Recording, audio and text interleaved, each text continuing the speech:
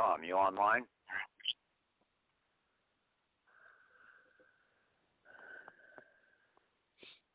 Tom. I was just talking, but you said when you came in, is somebody going to record this now? Yes, it's being recorded. Oh, okay. Yeah. Let me star out. Thank you. Yeah. Tom, you online?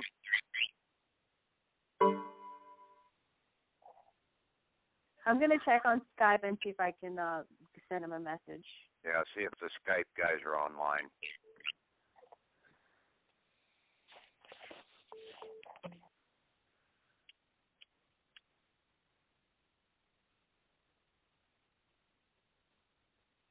Patrick, this is Nancy. I have a question about, I have some friends who are on the line too, Celeste and Dave, and we're all new and we're going down the path too, but we're slow.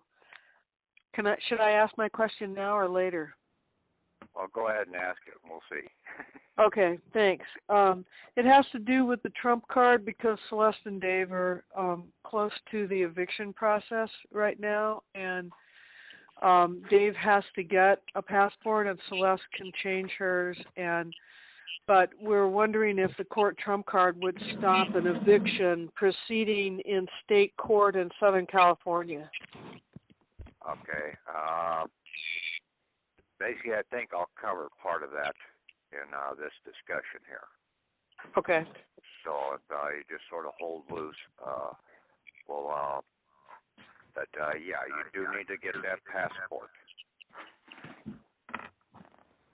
Yeah. And a couple of the guys went in and were able to walk into a certain place and get their passport that same day. So there are places out there that you can get. Somebody's got their speaker on or something. Hey, Patrick, it's me. How much?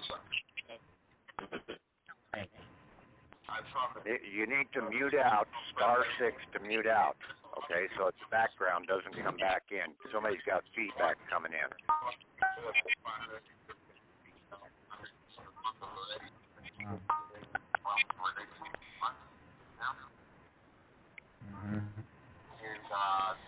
There's still feedback coming in. Please *6 and mute yourself out.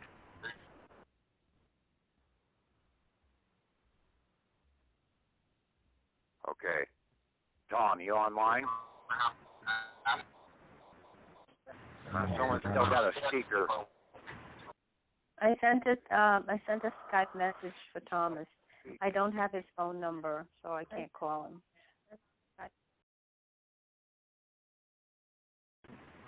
We can make money on that too. But let's put this in a drawing. It's temporary, but it's pretty expensive. Tom, you online?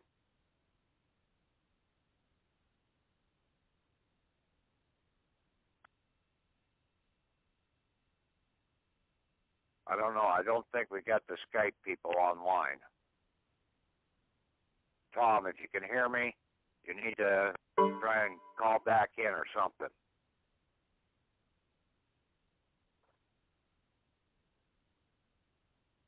Hey, Patrick, how you doing? Okay. I just talked to Tom on Skype through the telephone call. If he's on Skype, but he obviously can't talk. Yeah, there's something wrong with the Skype connection into this, so he might have to disconnect and then come back in.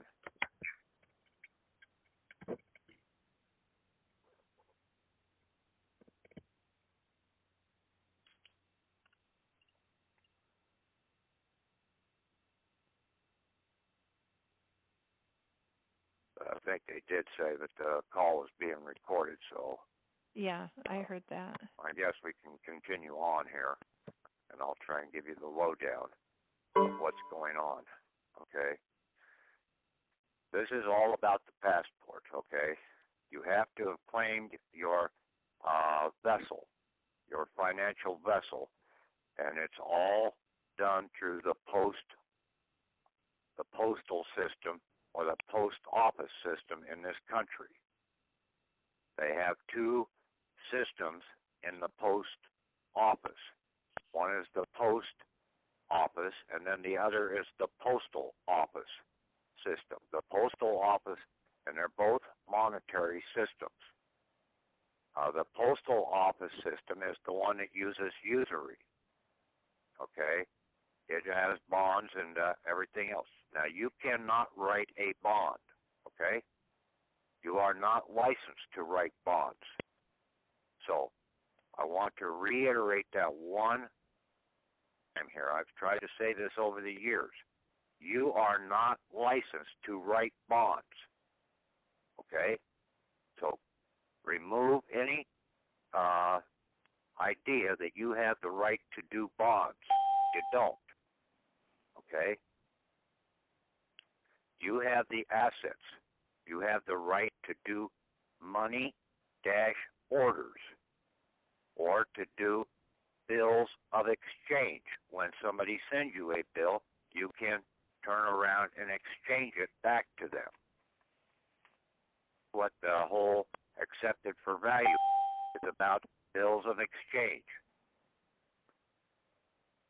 And then the other is you can do postal notes out here, but basically we're not going to want to do too many of them. The other is postal certificates, okay? And that's what we have, quite a few postal certificates out here. You have a certificate of title to your house. You have a certificate of title to your vehicle, okay? Now, the people that were addressing getting evicted, you take that certificate of title to the house. You turn around and you surrender that certificate of title to the house for the full value of that house to be used as the set-off instrument to bring about the settlement. Okay? That certificate has the full value of that house attached to it. The certificate of title to your vehicle has the full value of that vehicle attached to it. You want to make money? You go out and buy up all the junk cars you can. You get their certificates of title and then give the cars away. The certificate is what is the value. Don't ever surrender the certificate of title. That is your certificate. Okay? You have a bill of sale. That is what you transfer to the other party. A pink slip or whatever. That shows the transfer. If they want to get a certificate of title to the vehicle, then they go down with that bill of sale and they can get a certificate of title to the vehicle. But you keep your certificate of title to the vehicle and then you surrender it to the issuing postmaster of that certificate for exchangement of the value of the bonds that are behind that certificate. You will find that definition in Valentine's Dictionary about postal certificates. Our certificate of live birth is a postal certificate. We can surrender that into the postmaster at the Treasury Department for the full value of the bonds that are attached to it at that point in time. But there's a little more to it. So I will go into that in a little more detail here later on in this conversation. You do need to try and get your passport, okay? Get the Citizenship Passport first, okay? Then you get, now that Citizenship Passport has two functions. It gives you a U.S. citizen postmaster identification number. It also is your identification.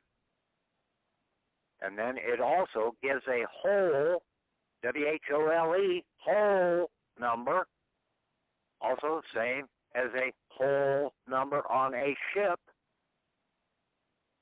to the Citizenship financial vessel. So the passport is documenting two items: the postmaster of the vessel, and then the financial vessel, the citizenship.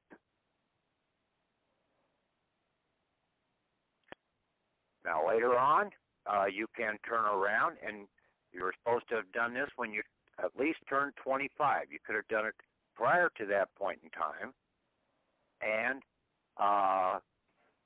given up being a citizen, U.S. citizenship or citizen postmaster, and become a non-citizen national postmaster as an American national postmaster with a different passport, okay, and a different passport number. But your passport number would still cover your vessel.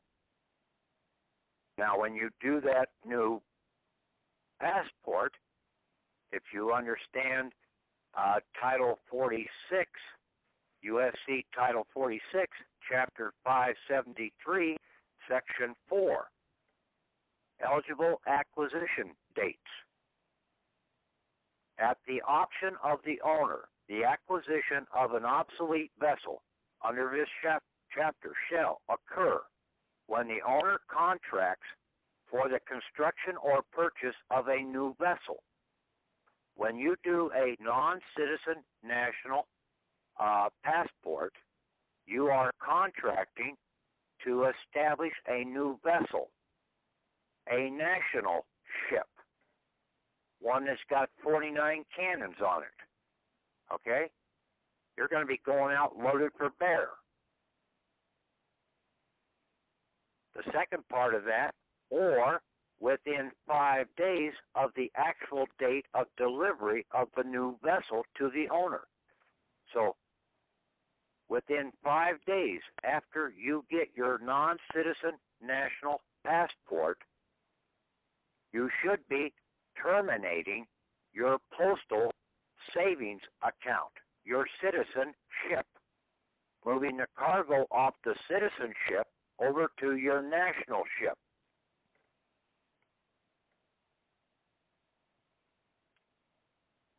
All of this stuff is hidden in the codes, and then one of the big things is all of this was brought about, okay, and we also have the capability to do these post-office money-orders, and that goes back to treaties in 1871 and 1872, and also Chapter 335, and you'll find those all identified in Volume 17 of the Statutes at Large.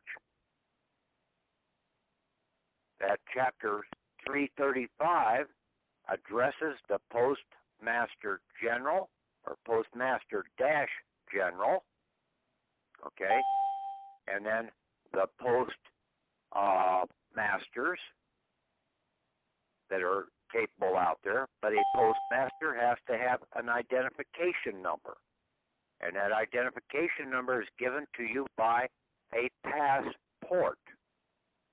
So the passport number is also your postmaster identification number. Then it addresses all of the different instruments that can be used: bills of exchange, money-orders, postal notes, bills. Let me see, I said bills of exchange, I think, already. Bills and certificates, okay? Postal certificates in there. And see, these postal certificates are basically a certificate that basically has can be surrendered at a later date after it's issued. But it's issued by one postmaster out to another postmaster. And you can turn around and surrender that back to the issuing postmaster. Okay?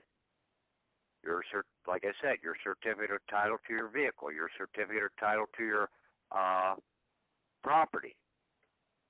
You surrender those certificates back, and basically now you claim the bond value for that to allow the set-off of that, what is due for that property.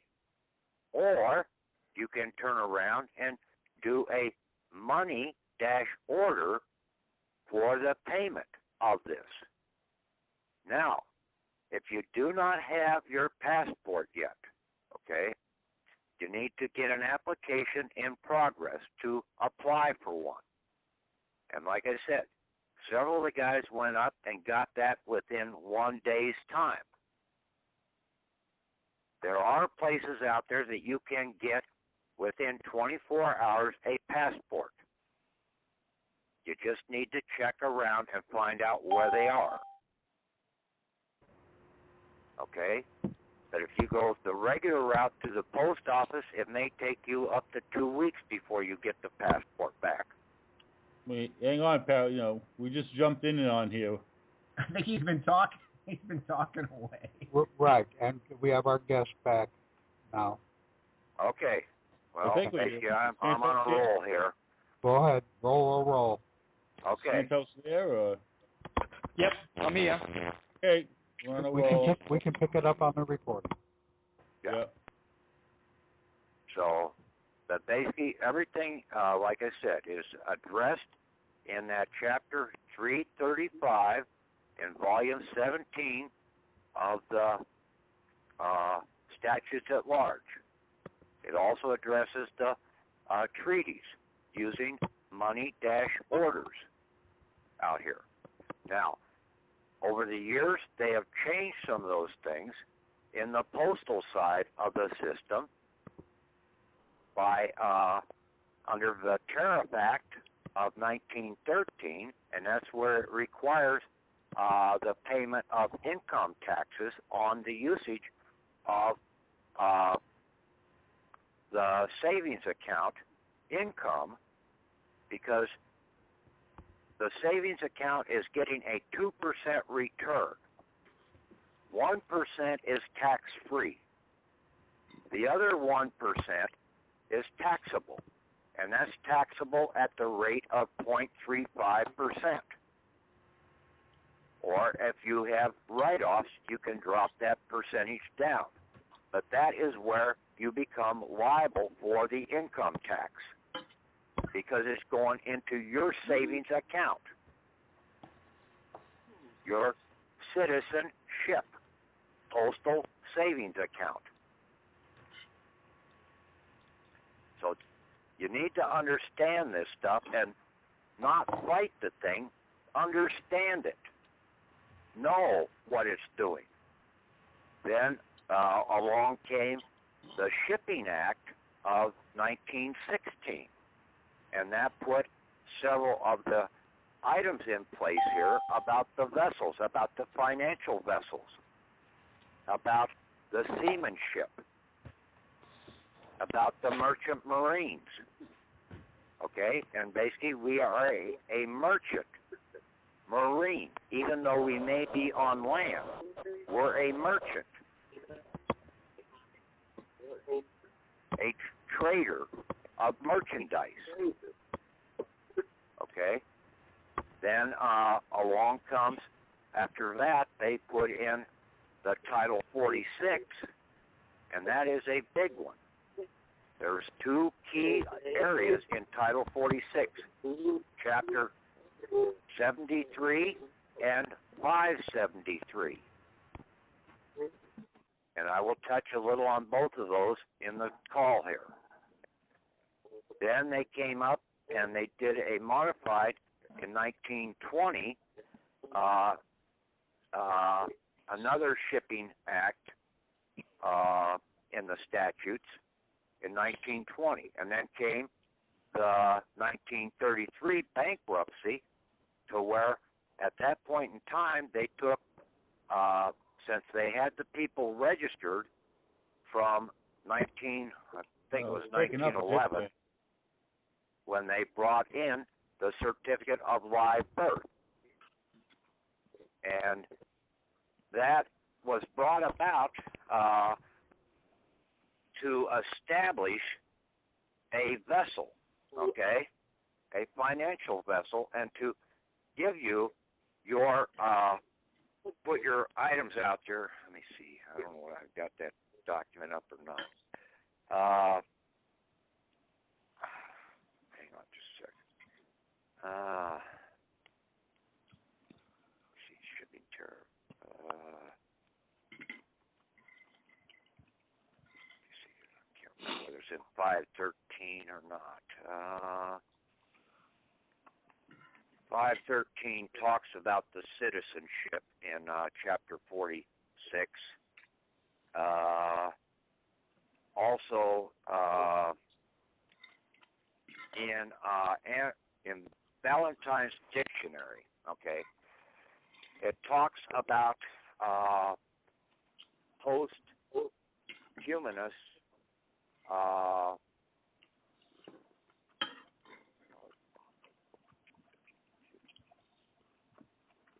okay. A post-humanist child is regarded as born before the death of father, where a gift to the child born is doubtful whether this maxim of civil law would be followed. Nevertheless, a child is considered a living child. The court makes that determination when you do your registered of live birth certificate. It is held normally for 90 days before it is fully registered to make sure that the child is going to live. Okay, and then that sets up your citizenship financial vessel. Patrick, someone's eating very loudly in the background, and we can barely hear. Yes, please mute out if you're not. I'll do star 5 again.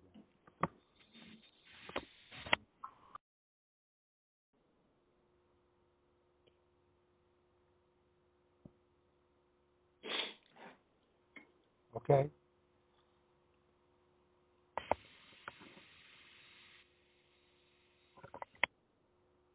Hey, Patrick?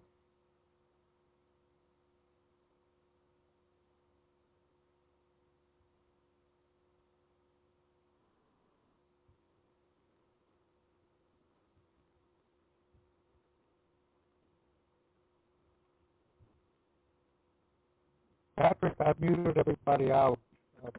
Come back in.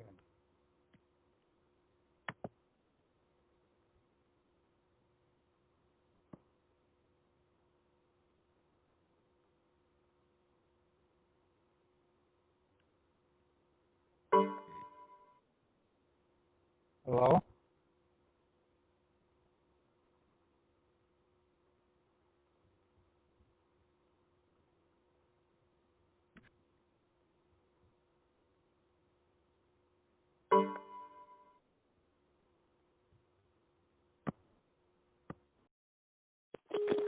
Oh. Tom? Yes. I think Okay. Tom, can you hear? Hello? Hello, is Patrick still there? Hello? Hello? Hello? Tom, can you hear me? Tom, can you hear me? Yeah. Tom. Hello? Tom. Can you hear me? Everybody else shut up. Tom, can you hear me? Oh, can you hear me, Patrick? Can you hear me?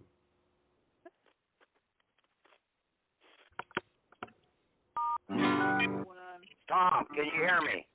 I can hear you, but you can't hear me.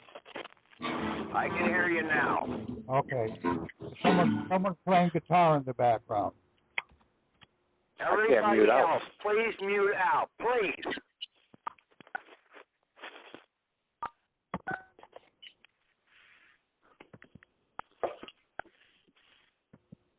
Okay. So basically, the court has to establish that the child is living. Okay? Then they establish the citizenship account. That citizenship account was given over to you as your inheritance from the national treasury. Your inheritance. Your share of the national treasury was deposited into a savings account under the citizenship in the postal system of the treasury, of the postal treasury. The postmaster-general is the head guy in the nation.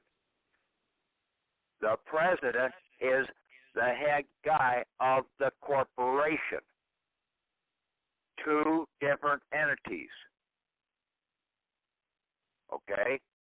The Secretary of the Treasury works both for the president, the president of the corporation, and the postmaster-general.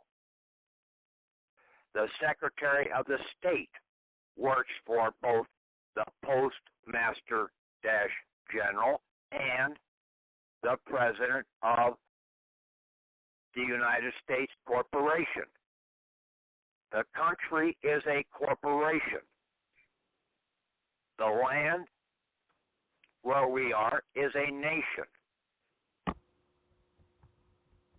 Okay? So now that we've established that fact, okay, now we can continue on to know where we need to go. Okay? The passports are all controlled by the postmaster-general by way of the Secretary of State. When you do a change from being a U.S. citizen to being a non-citizen national, it goes to the postmaster-general because it is identifying the post that you are changing your status as a postmaster from being a U.S. citizen postmaster to being an American national postmaster. You can, if you have your U.S. citizen passport under a DS-11, you can surrender that passport and get a new non-citizen passport using the DS-55044. That goes into Philadelphia. Philadelphia is the seat of the American national government. Washington, D.C. is basically the country's government capital.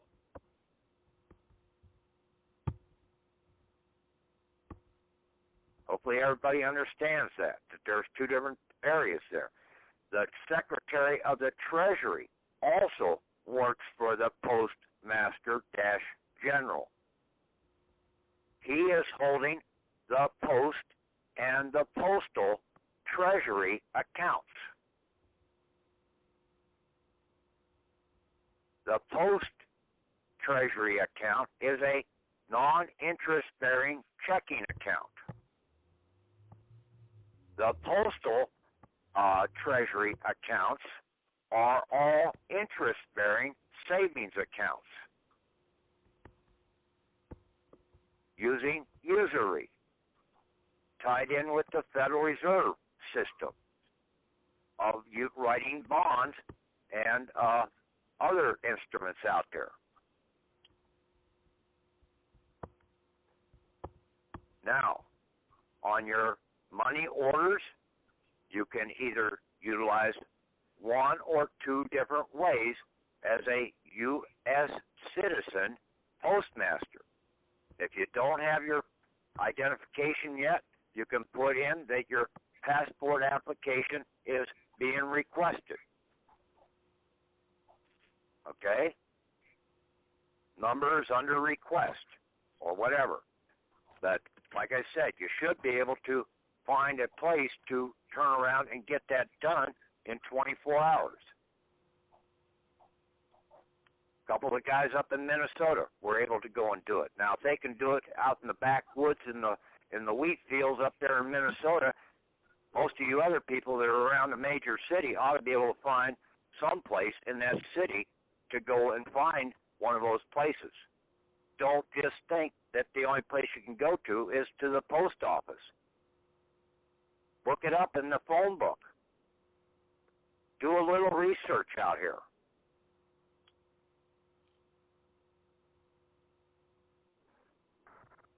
So you get that new status, and then, but in the meantime, I talked to one guy today, and basically his brother went in and put an item in.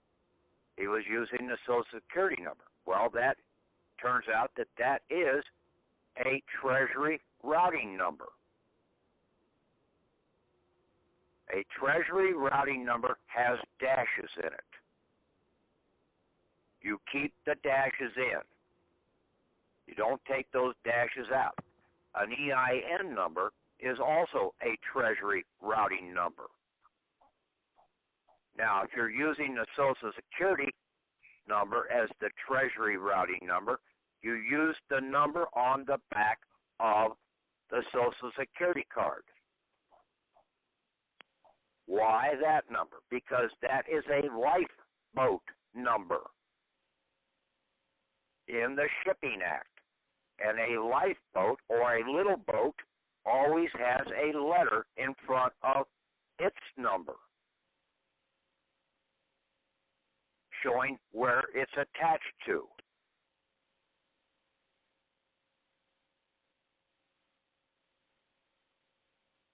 Now, you go on board one of these ocean liners.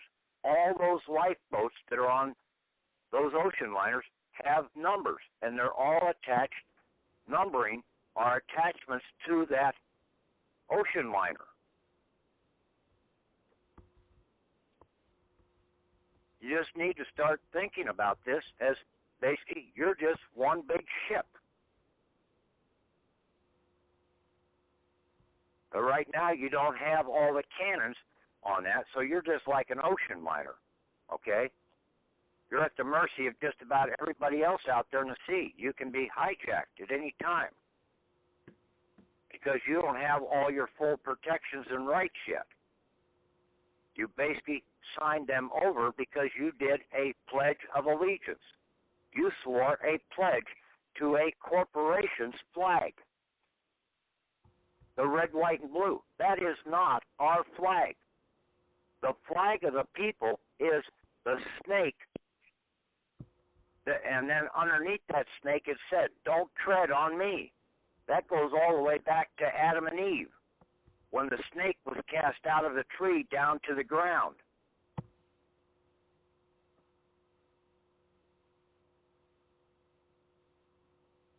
See, you've got to go back through history and find out where some of these things came from.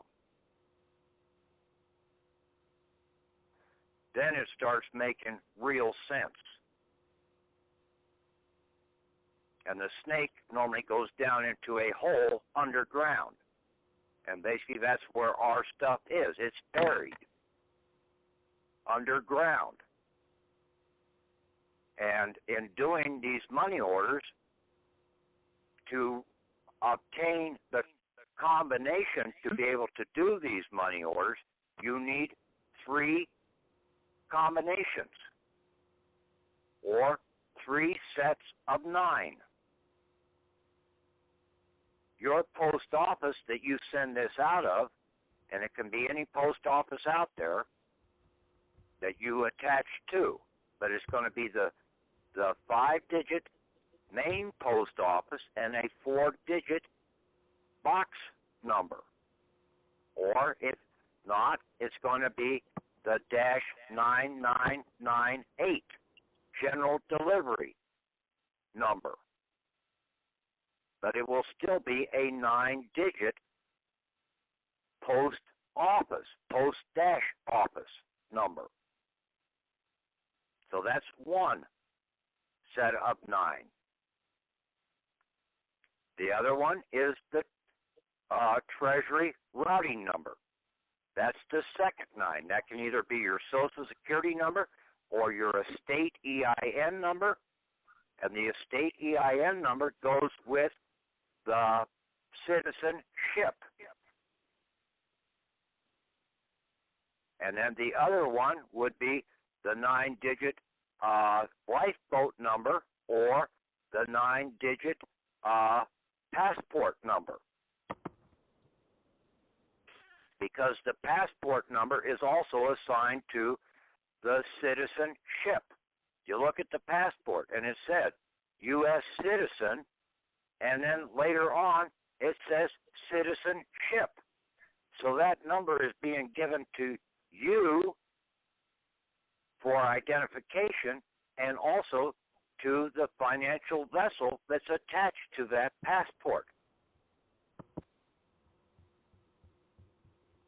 The reason that you are not granted permission to go to some of these countries that are at war is because they don't want you to take your financial vessel into that country. They give a shit whether you go there or not. They just don't want you to take your financial vessel there.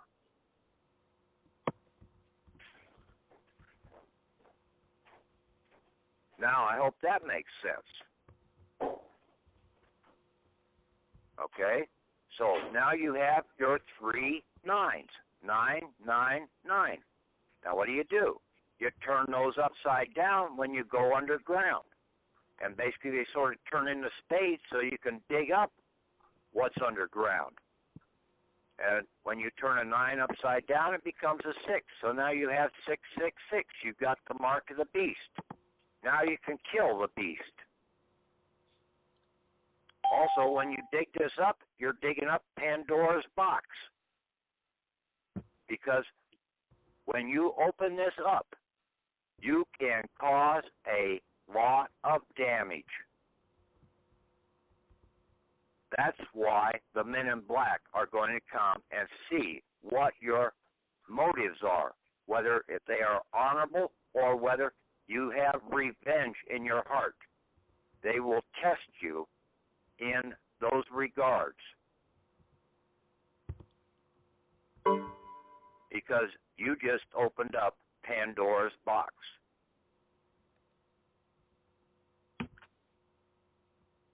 Yeah. And basically you can find that some of that in the Tomb Raider, The Cradle of Life, with Laura Crawford.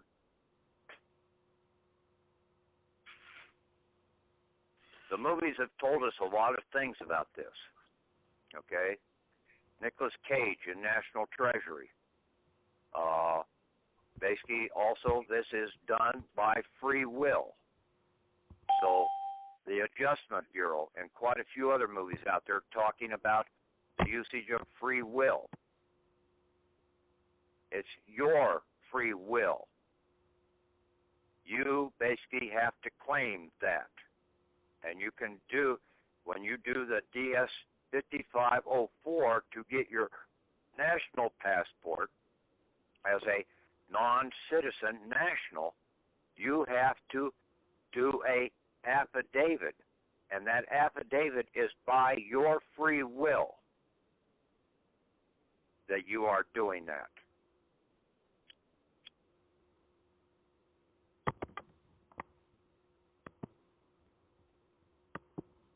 So, and on the money order right now, okay, if you do not have your national passport, one of the things you should change out, I have American National Postmaster. You should line that out and put U.S.citizen if you only have your U.S. citizen passport, or if that's the one you're applying for right now. And see, you should do the U.S.citizen passport first so that you can claim that U.S. citizen postal savings account. Then when you turn around and you go for the non-citizen national, and that should have been done in between your ages of 21 to 25, okay? And basically it talks about that in Title 46, about the usage of the vessel after the years of 25, okay? And that is Section 573.08, use of vessels at least 25 years old, okay? They should not be used for commercial operations after the age of 25. And that's right. We should not be using usury after the age of 25. We should be using lawful currency with just exchangement, that nobody ever cashed in their postal savings account and started using their national checking account.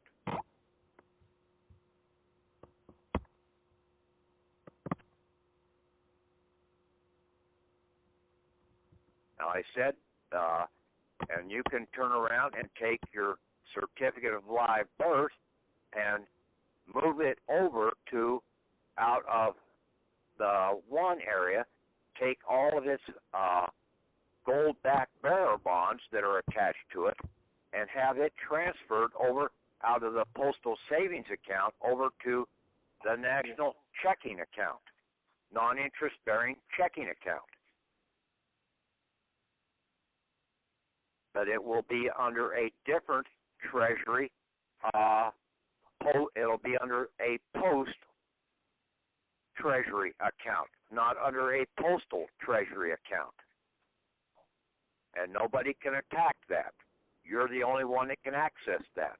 They will probably come and get numerous signatures and fingerprints and maybe an eye scan or whatever from you to be able to access that account.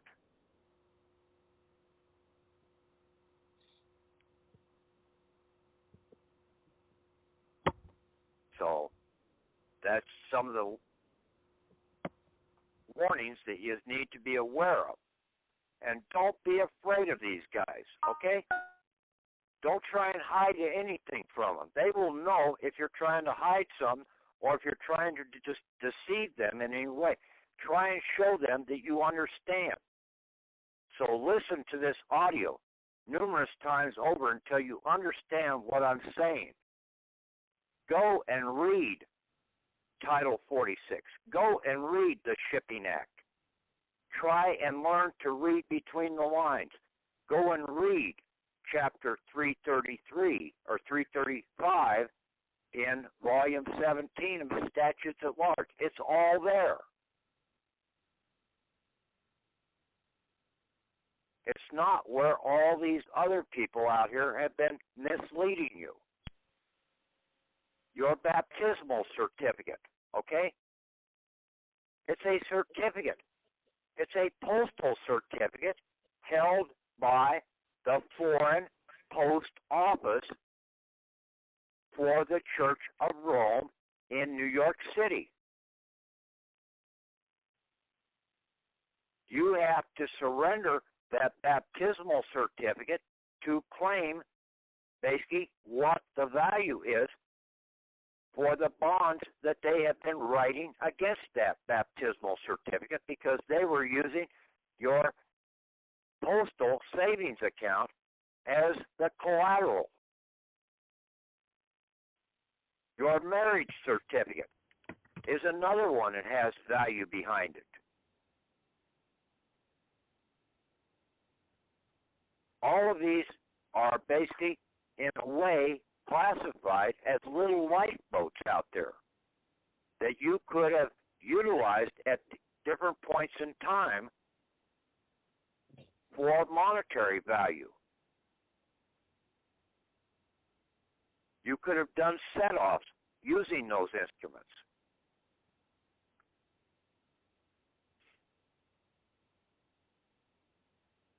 I hope I get your name right. Santos?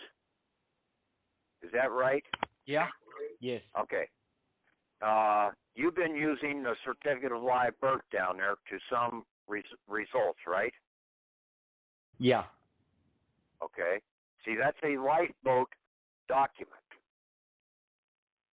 And it has value behind it. But see, it's not closing down the whole account in the process. You're only doing a minor set-off in the present time. And we can't do away with that, okay? Because that certificate of live birth is basically the one that is holding our inheritance.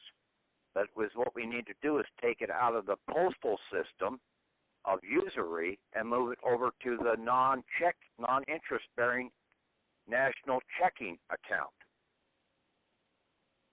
It will still be accruing royalties that are out here, because the usage of all the public lands out here, the tariff taxes, are owed to the nation. And the people are the nation. So we are constantly getting dividends or royalties deposited in under that certificate of live birth. So we will always be getting funds deposited into our non-interest-bearing national checking account when we get it set up for our lifetime.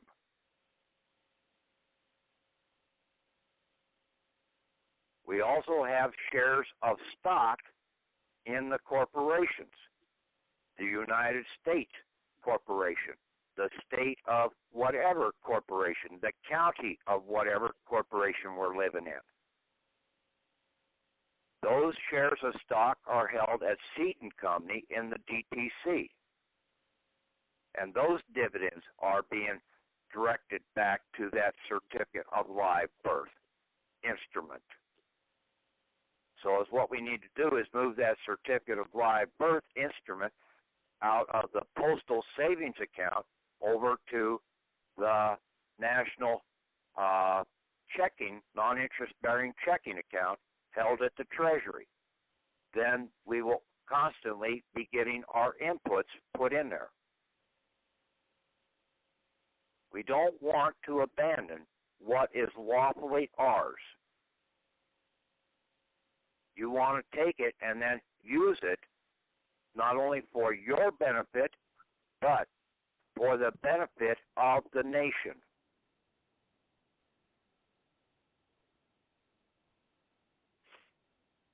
Too many people out here have been trying to just divorce themselves because they never fully understood how this system really works. And this is the same system that has been on the books all the way back to Adam and Eve's time, when Cain and Abel, basically Cain killed his fictional person, Abel.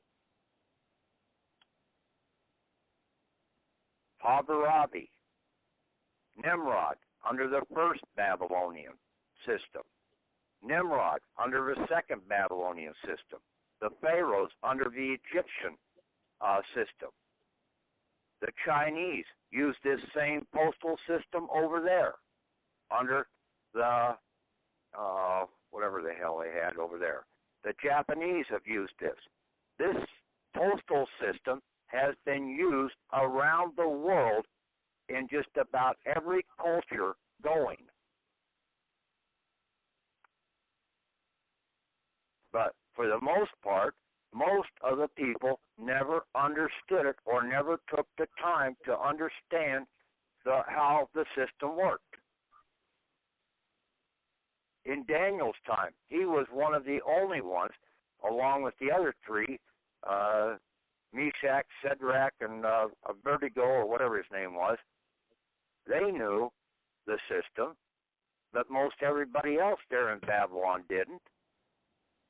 Some of them were able to understand it, and they were able to go through the gate. But most of them stayed right there. They thought it was just a beautiful place.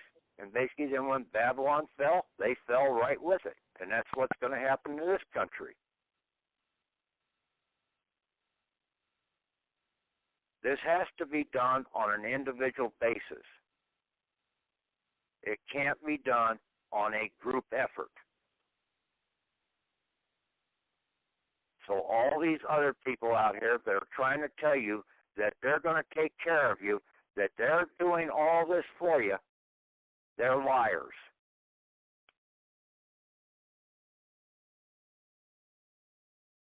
Okay?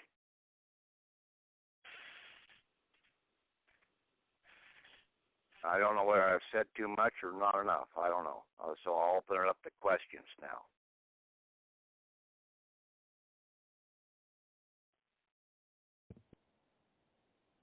Anybody got any questions? Yeah, I got a question, Patrick. Okay.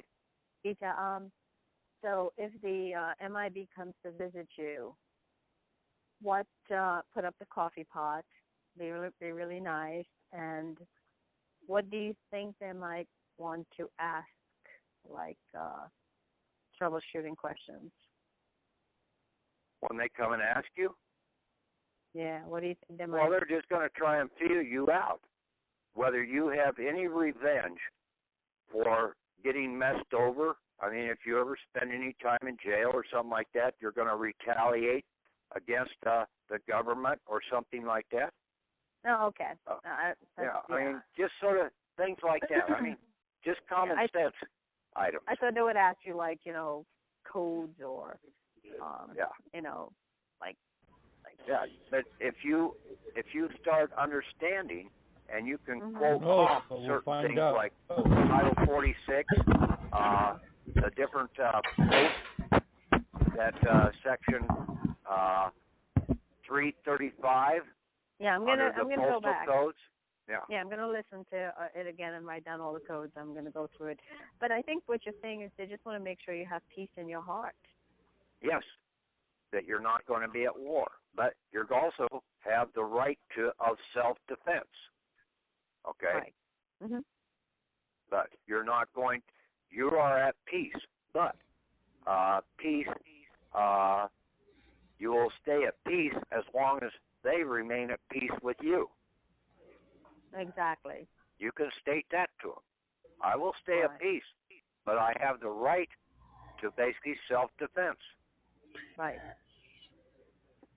I sent in the U.S. national passport, but I'm going to do 1 or 2 money orders, the one that you gave us the examples, and send it out next week. Okay, thanks, Patrick. But change that American national over to U.S. citizen. Yeah. Because that's the number that you have right now is the U.S. citizen postmaster number. Right. I don't think anybody got the U.S. national passport yet. That I know of. Okay. Right. Okay, thanks. Can I ask a question? Yeah.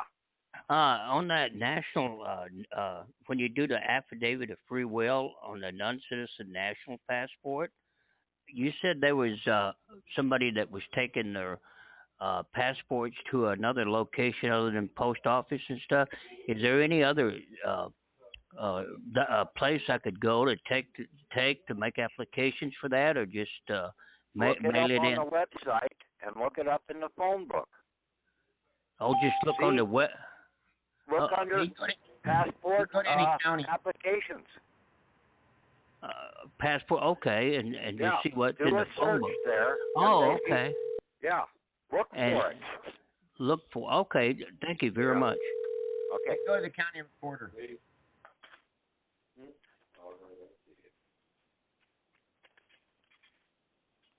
Next.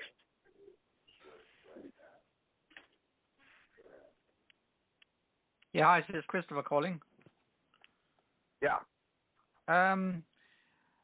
I've been kind of interested in this area for quite a long time, since 2007, and I came across some information which made me kind of think that an individual who is not an American could also get an American national passport. Is that correct?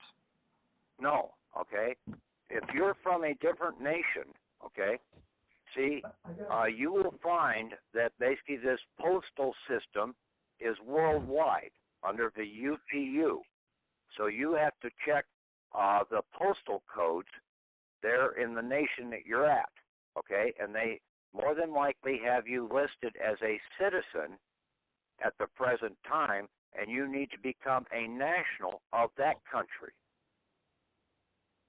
to access your national treasury. Okay. Now, the other question... This whole system is pretty much set up in all the at least in all the major industrial countries, and now in most of the other countries also the same way, because they've all joined the postal union.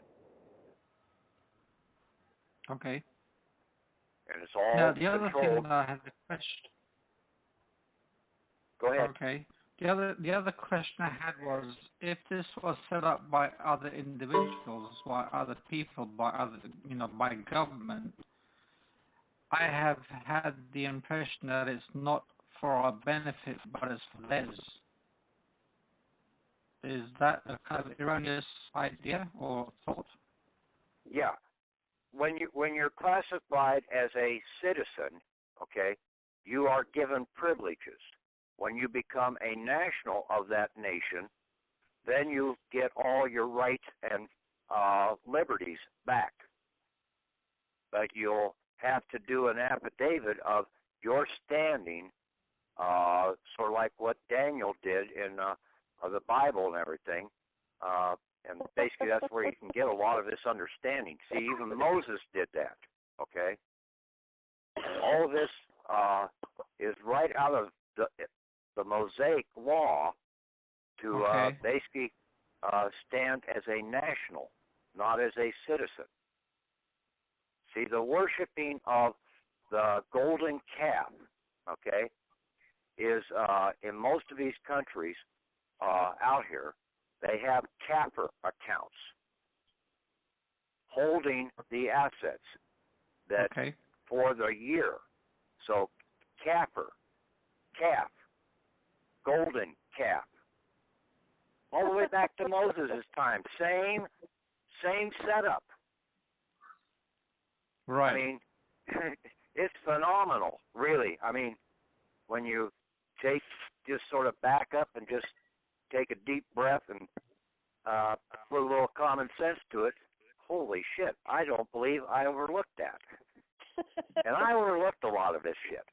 And basically I've had people tell me some of this stuff before, and it just didn't quite sink in a couple of years ago, or even up to 6 months ago. Some people were telling me about bits and pieces of this, but it didn't fit at the time because I was going off down the track at full speed ahead like I do half the time, and it just wasn't registered. Now I talked to one of the guys, and he said, yeah, I tried to tell you that 6 months ago. And then basically I found it going a different route and saying, oh, yeah, that does fit. And so I had to apologize to him. Well, if I didn't, I apologize to him now on the call. Okay, now the other question I have is that when one marries an American, one can get a passport after that point, but in terms of the transfer of assets, do you know how that works? Yeah, you have to claim her assets, okay? If you married a female, okay, a man and woman were supposed to become one, okay? So the man had to claim her assets into his account. And the account that you need to claim it into is the national non-interest-bearing checking account, not into the postal account. You need to bring her because she's got a postal dowry, okay, attached to her right now. Well, I've left out some important information. She was originally from Jamaica, and she her husband from Jamaica as well went over to work in America. Then she came over. Now she's going through a divorce, but she became a citizen of the country. She got an American passport and all that. So and she's naturalized. Okay. Yes, that's right. And we have talked about getting married in the future, and this is all finalized. Okay. So you're saying that I would have to claim her assets? Yeah. Well, see, when she got naturalized, her assets from Jamaica should have been transferred into the American Postal account. Right. Okay. And then, so now, if she's going to marry you and become, you're down in Australia, right? England. Actually, I'm you're over in England. Okay. Yeah. You're in England. Okay. Yeah. So, she's going to move over to England. So, basically, she's going to come over there, and she's supposed. When you get married, you're supposed to become one. Okay. So you get your English national set up, and see, all of this really started. The first treaty for the money order was between England and America. Okay. Okay, and that was in 1871. So you can still be an English national under the Magna Carta. See, that was your Declaration of Freedom, was the Magna Carta. Okay. Where our Declaration of Independence was our Declaration of Independence. Now, I have heard an individual who did his own declaration for himself. Yeah, you can do that too, and that's basically an affidavit. Okay. And then you would put that in with your passport to be changed out and see what it says on your passport. If it gives you the dual option of being either a citizen or a non-citizen national, it should. Well, this is what I was going to also bring up as well, is that in England the laws are so hidden. It's for me it's very hard to read case law in England, for instance, because the language is so flowery and waffly, and whereas the American way of doing things is very straightforward, and I've found it quite a joy. It's not that straightforward, I'll tell you. It's taken me almost 7 years to figure this out too. Right. But in terms of the ease at which one can access American law is much simpler than in England. And they've hidden things very well. I mean, they don't even have a written constitution, and yet you have constitutional experts talking about things when things go wrong with the royal family.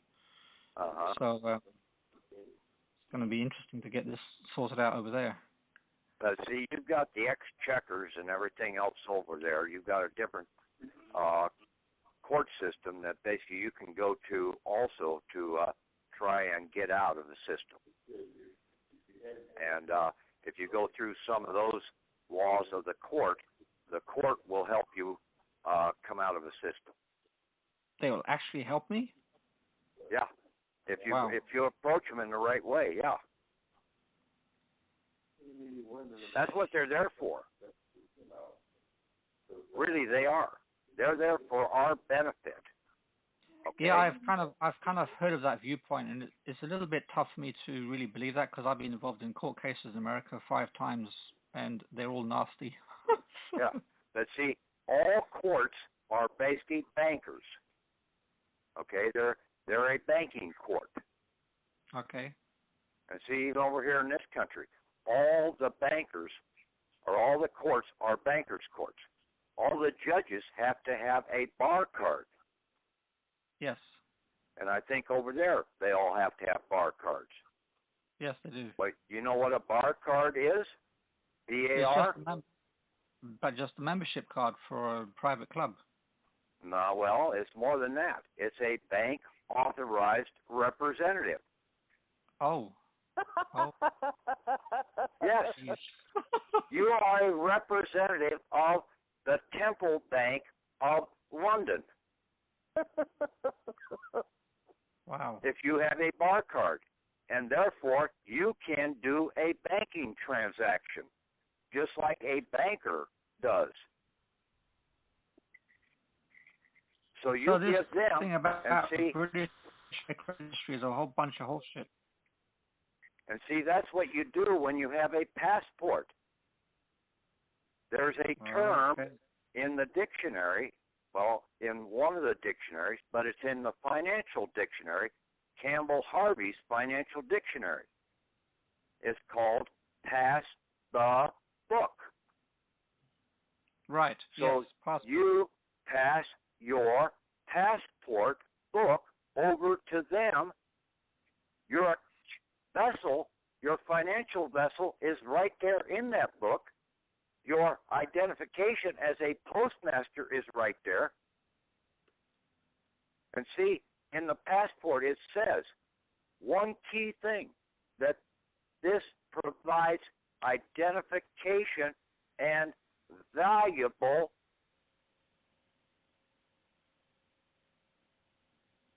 something that's valuable basically has financial implications.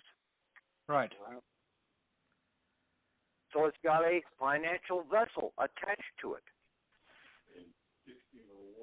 Wow. Jeez. And so you pass the book over to that judge in the court and you say, here, settle it. Here's my passport.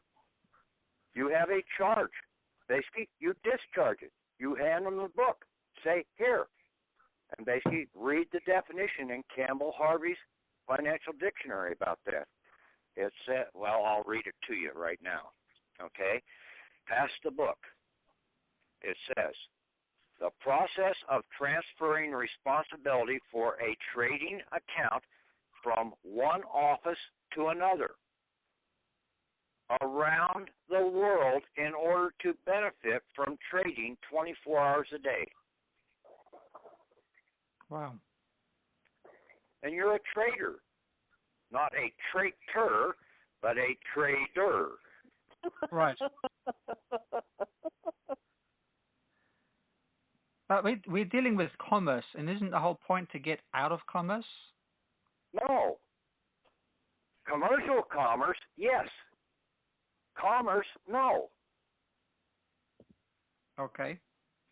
You know, if you're married and you're sitting across the table and you're talking to one another, you know that that's commerce. Okay. It is. Commerce is giving and taking. Right. Okay. I can see that. That's all commerce is. And you've got to have lawful commerce, or else you're going to be a hermit out in the backwoods and never talk to anybody. And the sheep and the goats and everything else won't talk to you either, because they want to have commerce too. Right. Okay? So when it says in the Bible... While we're on that, that also brings up commercial. Commercial is usury, debt. Okay? So you want to get out of the dead world, the commercial world, and operate in lawful commerce above ground. Right. And then every transaction really is an intercourse. So what the Bible come out of Babylon? Huh? Yeah. What was that? So in the Bible, when it says come out of Babylon, that's talking about commercial activities. Yeah, you've got to dig your way out of that grave. You've got to go and dig up your treasury that's buried. See, the snake took it underground because he didn't want to get stepped on. Okay? So he went underground. He went down that little snake hole. Okay. Yeah. Wow. We can have fun with this now. I got a kind of a I've got a kind of a question which is a little bit off topic, but how the hell do they expect us to unravel all this? They were hoping they didn't, okay? I put one document up there about Mendel House, okay? Correspondence to Woodrow Wilson back in 19 teens. And basically he said that they were going to do this. And that he knew that basically for the vast majority of the people, they would never figure this out. Okay. Yeah, I think I just... Over here so I can hear. No. I think I've actually come across that document. Yeah, I got it on the group site there, so if you go into We the People _shareholders with an S, you'll find that document. I sort of highlighted a bunch of things, and I could have updated it a little more right now with a couple of additional items about the post office in there to beef it up a little. But I think you'll get the major gist of what I posted up there. Yes. And then, like I've done, I don't know whether it's still up there, Chapter 573 out of Title 46. I did a markup on that back 2 years ago. And see, I was close on the understanding. I just didn't have the passport and the full understanding about how the post office and who the postmaster general and everything all fit into the picture here. Now I pulled that all together and basically seeing that. So I thank the guy down in Argentina that basically wrote that book, Rogers' book or whatever, and pointed out about, and see, I was trying to do the surrendering of the passport there before, but I didn't see how we could get to be the non-citizen national in the process because I didn't fully read everything that's on the instructions. And see, most of the instructions only apply to the citizen, but there's key things that apply to a non-citizen national. And that's what you need to look for those items, and then you can get the right passport. Okay. So even over there in England, you should have two different types of passports. Yours may be classified as a diplomatic passport when you come out of the system. Wow. Yeah. I think that's how it is here in New England, Pat, because I went to the post office and, like, I told, I'll mention again, is they can't help you at the post office. Right. But see, once you get the citizenship passport, colony, so you have to go to your state senator. And or you go to Philadelphia here in America. You do the DS 5504, and see, it doesn't take anybody else to sign that form. You're the only one that signs that form. You put an affidavit in with it, and then you send it off to Philadelphia. That will go into the Postmaster-General's office of the Secretary of State, the de jure Secretary of State's office, to basically determine if they're going to give you that passport. Now, this way of doing things applies only to those who have been born in America. No, basically, you should have the same capabilities over there in your country. I understand that. I'm just talking about the system for America, though. In terms of. Over there in England, you don't send yours into Philadelphia.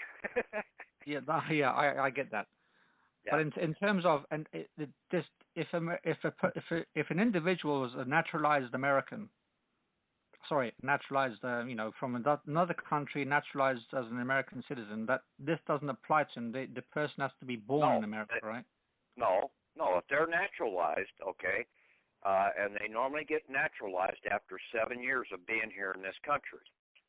Okay. Okay, that's what the original naturalization was, that they had to be here in this country for 7 years before they were naturalized.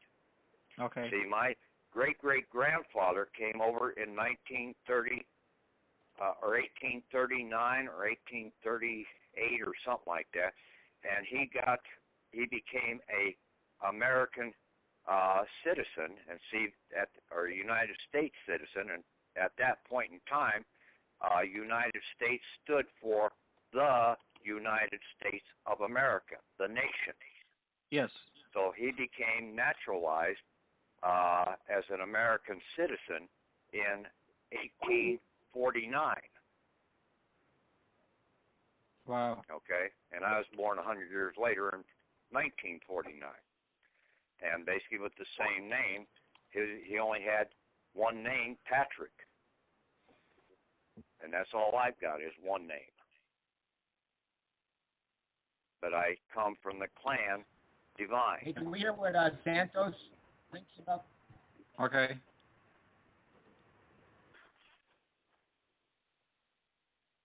I was just going to say, can we hear what Santos, what piqued his interest in this call? Yeah, go ahead. That's awesome. I didn't get that question. I was just wondering what piqued your interest to be involved in this call. Obviously, was it the passport itself, the process, or what exactly is it that piqued your interest? Oh, well, David gave me an audio to listen to yesterday, which was quite mind-blowing about the passport and how to be, how to use the national checking account rather than the US, the banking system, the postal system. So I understand all that because that's the two operating systems, the fictional that's piggybacking on the true system. And I'm glad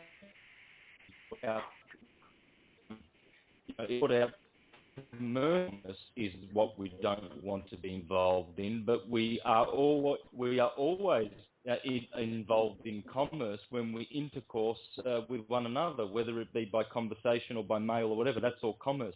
So these are really, really good clarifications. I'm just here to learn about this, all of this new information coming through, so that I can put it to use against my case for traffic, basically just traffic violations, traffic camera violations. That's what they're called. That's how it was listed in the court list. It's really ridiculous. So So I'm using. And then when you get you're down in Australia, right? Yes. Yeah. Okay. So you should have the capability of two different type passports down there. One in the postal world and then one in the post world. See, all of these industrialized nations, they have two systems of banking. Okay? The post, which is the de jure or lawful currency banking system, and then the other is the postal banking system, which is the usury or the usage of bonds and liability insurance out here. And so, but by usage of the passport, you ought to be able to take either passport into that court and pass the book over to them to do the set-off of that. Because if you have a passport, you are a postmaster. Now, as a postmaster, you're handing that over to the court. The court is now a postmaster, and now they're under obligation to do the set-off when you pass the book to them. See, there was never supposed to, in most of his world, there was never supposed to be any debtor prisons. Period. And that's one of the key foundations in this country, that there were never to be any debtor prisons, but we've got the biggest debtor prison going. Now, initially Australia was set up as a debtor prison colony, because that's where all the debtors were shipped out of England down to Australia to sort of like be a colony for taking over that hunk of land for England.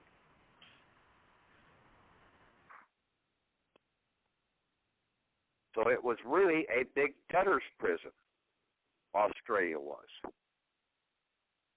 But now, after 3 generations, if you were born there, after 3 generations, you now become a native of that land. Because your body makeup, all the minerals that are in your body came from that land. That's what makes you a native of the land.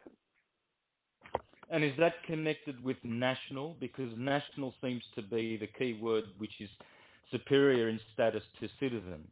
Right. And then you would be a native national, not a first or second, or a first generation would be a naturalized national, and then a second generation would be you're just hanging in there, and that the third generation national is one that is classified as a native. And see, that goes back to the book of Jeremiah, I think, when they went into the different lands. And see, that's under Mosaic law. And see, that's what everybody is really supposed to be operating under, is the Mosaic law till the end times. That's what the Bible calls out. And that's what the whole Constitution of the United States and most of these other countries were founded upon, was the Mosaic law. Not the canons or anything out of the Church of Rome. They're just a mercantile law organization. They're deceivers of the devil, really. Yeah, spot on. And they've got their law system is constructed in such a way as it is all ecclesiastical. Everything going on in court has an ecclesiastical basis through this postal Holy See, setup. But really, what they've done is they've just camouflaged in with the true national system that is, basically under God's law or common law or natural law, whatever you want to call it, and they cleverly camouflage it in with their words and their spells. And yeah, so this spells. You got it, their spells. Yeah. Is this Santos Bonacci? Yes, it is. Oh, cool. Okay. Yes. So what needs to be done here is need to reclaim the original status under God's natural laws. Really, that's all that the Holy See's been able to do. It's Babylon the Great. It's the mark of the beast. It's all commercial, and it has converted live men and women into persons in the sea of their commercial commerce. Really. Yeah. Let's see, there is a remedy, okay? The remedy had to be here for us. We just had to find the remedy. And if you're fighting the system, you can't take the time to sit down and really analyze it. And that's what's gotten most of these people into trouble out here. They've been constantly fighting it instead of trying to analyze the system of why and how did it get here. And basically, we have to know. I mean, take a look at George, the last George Bush that was the president. Well, you can take a look at the one we got right now. I mean, both of them are blooming idiots. And then we had Bill Clinton, another blooming idiot. I mean, and these guys were all basically classified in some way or another as bankers. So these bankers aren't all the smartest people in the world. They can't think of something new. They're just doing the same thing over and over again. It's that the people don't understand the system, so that's why they keep getting away with it. But it's the same system that was put in place in the first Babylon under Nimrod, and then under the second Babylon under Nebuchadnezzar. And now we're under the third Babylon under this New World Order, or the United Nations, blue. And Babylon was always blue. Was that up under, we were talking about the corpus, and then you never take an oath to a corporation's flag. And see, that's what they did to the people here in this country. In 1892, a socialist utopian established a Pledge of Allegiance here, to where you pledge to the flag and then you pledge to the republic. Well, that's two different pledges you're making. And as soon as you make a pledge to two different things, you have just lost your nationality. That's how they got us to lose our nationality here in this country, because we were pledging an oath to support and defend not only the corporation, but to support and defend the nation. So we were doing a dual pledge, and we lost our nationality, all because of this socialist utopian guy that wrote this up. And a socialist utopian is nothing more than a communist. And that's the same thing with the Church of Rome. It's nothing but a communist organization. And basically, they claim, and in a communist organization, they claim all the ownership of everything. Hey, Patrick, can I ask a question about the Pledge of Allegiance? Yeah. When you mentioned that, could you correct me? Pledge of Allegiance to the flag of the United States and to the Republic, or do you know that line? You can pull the Pledge of Allegiance up, do a search on a search engine, and you'll find Wikipedia, and it will have all the different changes from 1892 all the way up to the present, to where they placed it under God. And see, people don't even know what God stands for. God is G-O-D. And if you have a capital G-O-D, then there is a word for each one of those letters. And each one of those letters stands for grounds of dominion. So basically, if it's under God, then it's underground.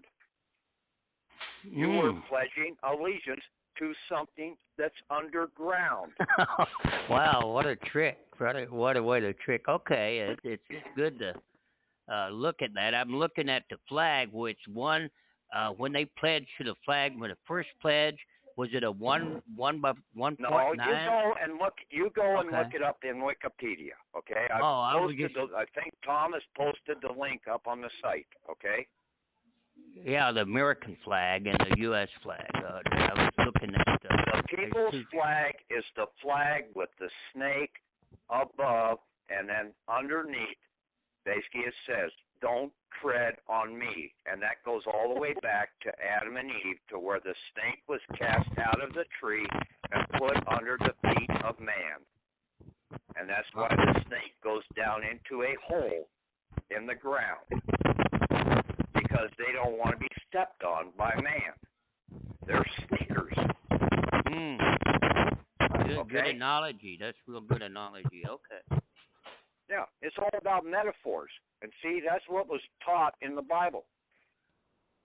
You have to do a comparison of all the different metaphors and see how they correspond to this. Even mythology, Greek and Roman mythology, they were in metaphors. Well, also the law of the flag, doesn't that have to do? Well, no, nothing on the flag, okay. just a dimension of the flag. When you say flag, which one? The 1.9 or the box flag? No, don't go there. Okay. Okay. Don't. Oh, okay. Okay. Just drop it. You just Okay. understand the subject, okay? Please. Gotcha. Okay. I understand. Thank you. Okay. Okay. Anybody else have any questions there? Yeah, the See, sound. that's some of the patriot misunderstandings, okay? That people get hung up on things that have no relevant bearing whatsoever. They don't look for the substance. Where is the true substance of what is hindering us from going forward?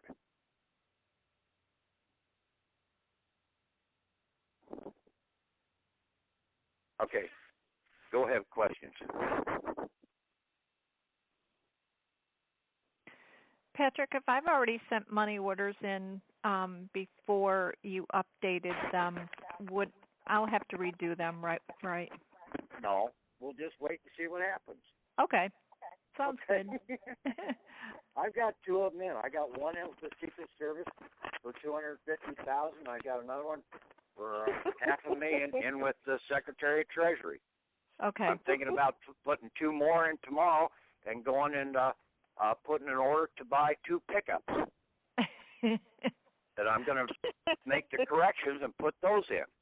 I'm thinking about taking another one up to my company that delivers gas and oil and LP to the rural areas and putting 5,000, maybe 10,000 on deposit with them. Say, here, you run this through the bank, and as soon as it clears, you come down and fill up the tanks.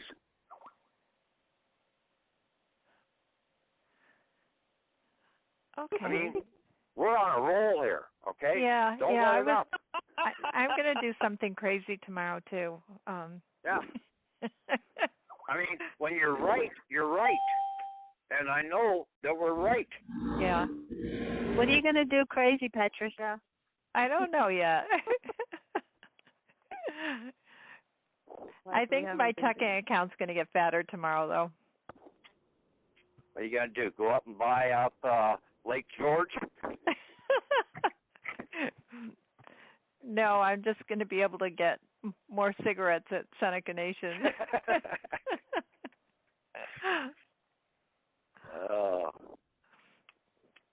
Okay, anybody else got any questions there? Yes, I have a question for you, Patrick. Yeah. My passport is expired by several years. I need to renew that before I go through the rest of this process, right? No. I sent mine into Philadelphia, and basically mine expired in 1995, okay? I initially got it in 1985, but it says on the passport, on the DS-5504, send your most recent passport. Didn't say anything about whether most recent valid passport. It just said most recent passport. Okay, so the number that's on there that we need to be using for the account that's represented there is still valid even though the passport is expired. Yes, the vessel whole number, and see it's a whole, W-H-O-L-E number. It doesn't have any dashes in it. Right. And see where a lifeboat, like the number on the back of the Social Security, it has a letter in front of it. Yes. So that is a lifeboat off of the vessel. Okay, because, yeah, you go down to the pier and look at all the little boats out there, and they all have a letter in front of them. So they're just little boats. The passport number is the Big Kahuna, and the rest of it is just a sub-kahuna. Yeah, they're just lifeboats off of that vessel. Okay. Yeah, it's all about shipping, okay? But shipping shipping can also be applied to land. You can ship across land too. And then they also use the term that basically when it rains, all the roads are waterways anyway. Yeah. Oh, yeah. I mean, these guys are sneaky in their endeavors to try and hide this thing under maritime law. Well, isn't it under Title 49? I didn't quite catch all that. What was that again? Well, also when under Title 49, they put us as cargo vessels on the railroad tracks, the railroad system. Yeah. In some regards, yeah, we come in under where we fall in as a U.S. citizen, but the financial vessel itself is pretty much all covered in the Shipping Act.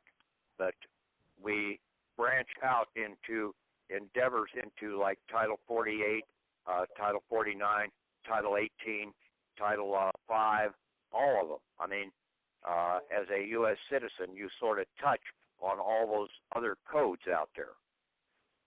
But when you come in and you start understanding and you want to have this new vessel because your vessel is obsolete, it was supposed to be obsolete at the age of 25.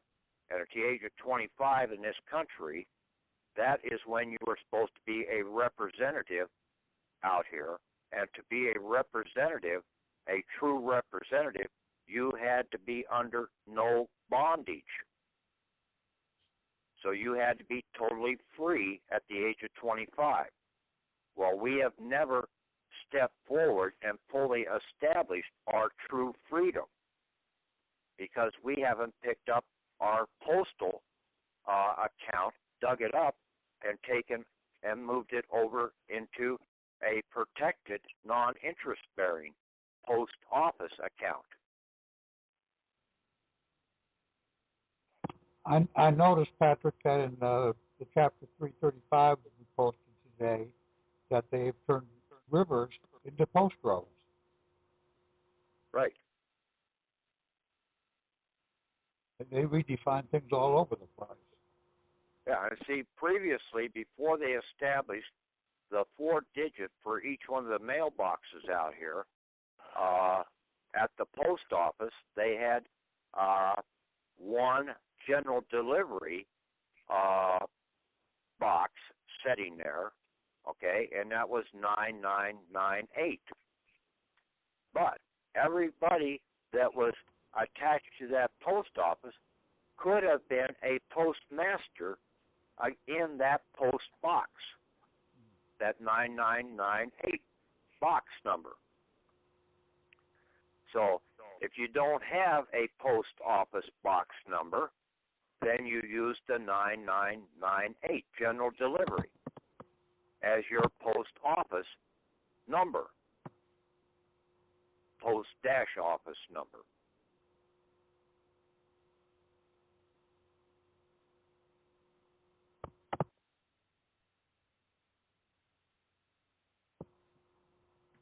Hi, it's Christopher here again. Yeah. You mentioned this piece in your site to do with Woodrow Wilson and that talk or that conversation. Yeah, let me see if I remember what the title of that document was.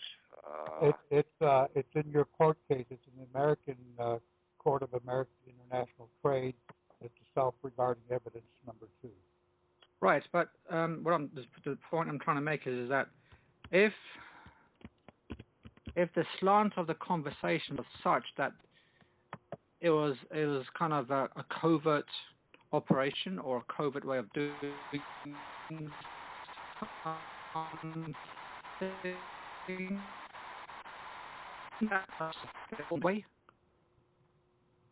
yeah, it was basically a communist takeover of the government. Okay. In every regards, basically, see, with what they did, they have taken the right and the liberties away from the people, and now the state claims ownership of everything. And when the state comes in and starts claiming ownership, that is known as communism. Right, but isn't this whole system that you're talking about, the birth certificate and the passport and the way to do it, isn't that just a result of this happening? And because yes, it was done in the future. Yeah. See, when Mendel House made that statement, they don't have standing. They don't have anything. No, the people can stand up against this because in 1907 they started the whole process. I think it was 1907 here in this country. They brought in the certificate of live birth, and then in 1908 they brought in the marriage certificate, and 1911 or something, I forget which other, they brought in these other certificates. And see, these all became postal certificates. Yep. And if you read what a postal certificate says, is basically, let me see, where I've got that somewhere. A postal certificate, instruments issued to postal savings depositors.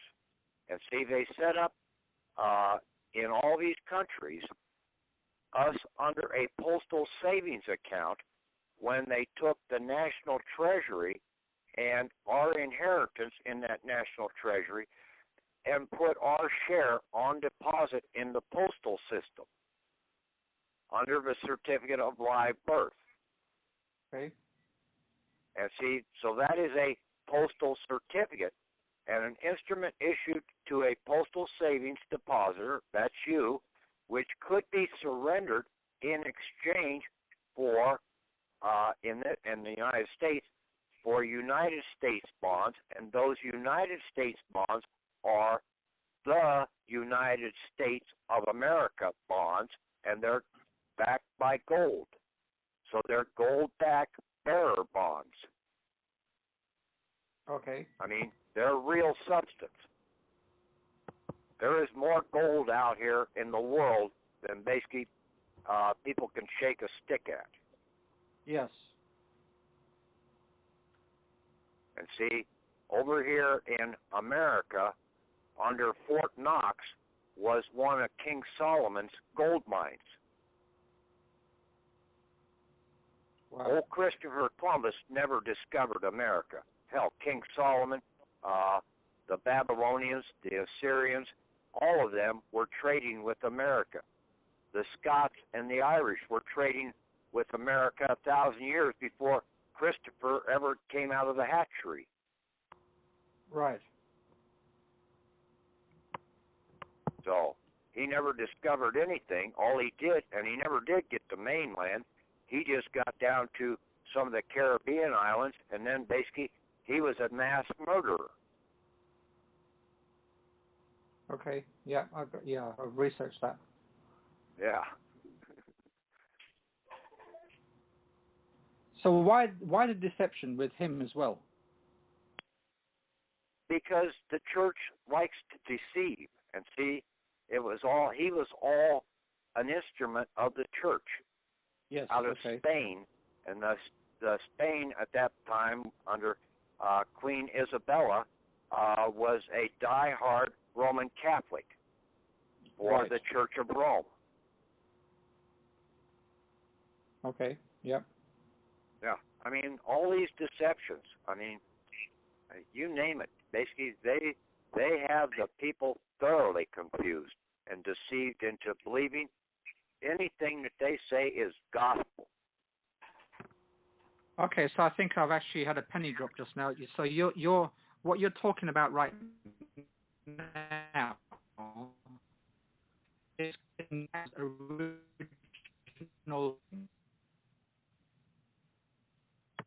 I didn't catch that. You sort of drowned it out. Okay, so I said that I think a penny dropped just now, in that I think that what you're talking about is getting back one's original standing. Yes. Oh, yeah, okay. our true standing is what we need to get back to where we have our full rights and liberties as a natural man. Okay. Now I got it. To where we're not controlled by any corporation. And see, that's all that they are, is corporations. Right. So I've actually had it backwards then in terms of what you're talking about is not utilizing something which is not ours, but getting back something that has always been ours. That's the whole gist of this. I was trying to find the way to claim our stuff and then get out. And see, a lot of these people out here have been claiming their freedom, but they've been leaving all the assets behind. Right. Those assets belong to you. They don't belong to the government. And see, I'll give you an example, okay? You buy a vehicle, and they give you a certificate of title to the vehicle. Yep. Okay?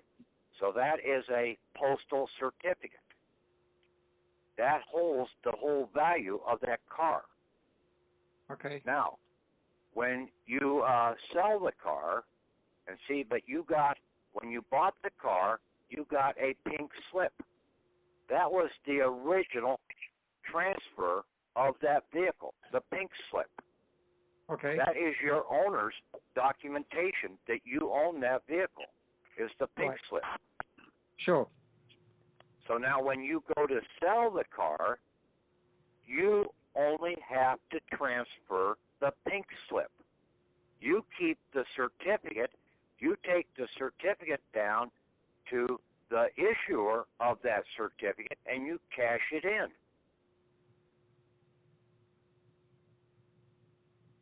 It's got value.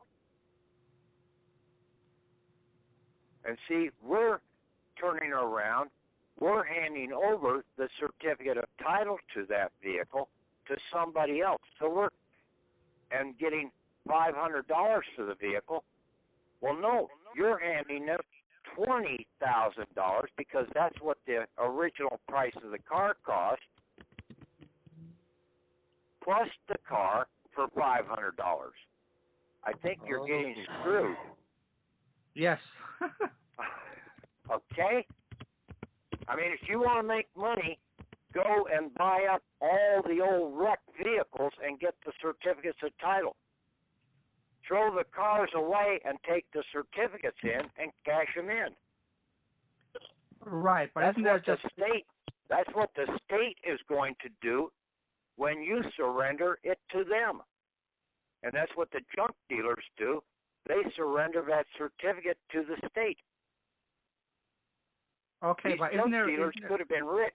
Okay, go ahead. Right. Isn't there a specific way of doing what you just said? You can't just walk into a Secretary of State's office and hand them a certificate of title and say, I want to have $20,000. No, you turn around and you come in as a postmaster with that postal certificate, and you surrender it to the postmaster that issued that certificate. See, in that office that issued that document, they have a 5-digit post office. Well, here in America, they have a 5-digit number, and then they have a 4-digit number also for that office.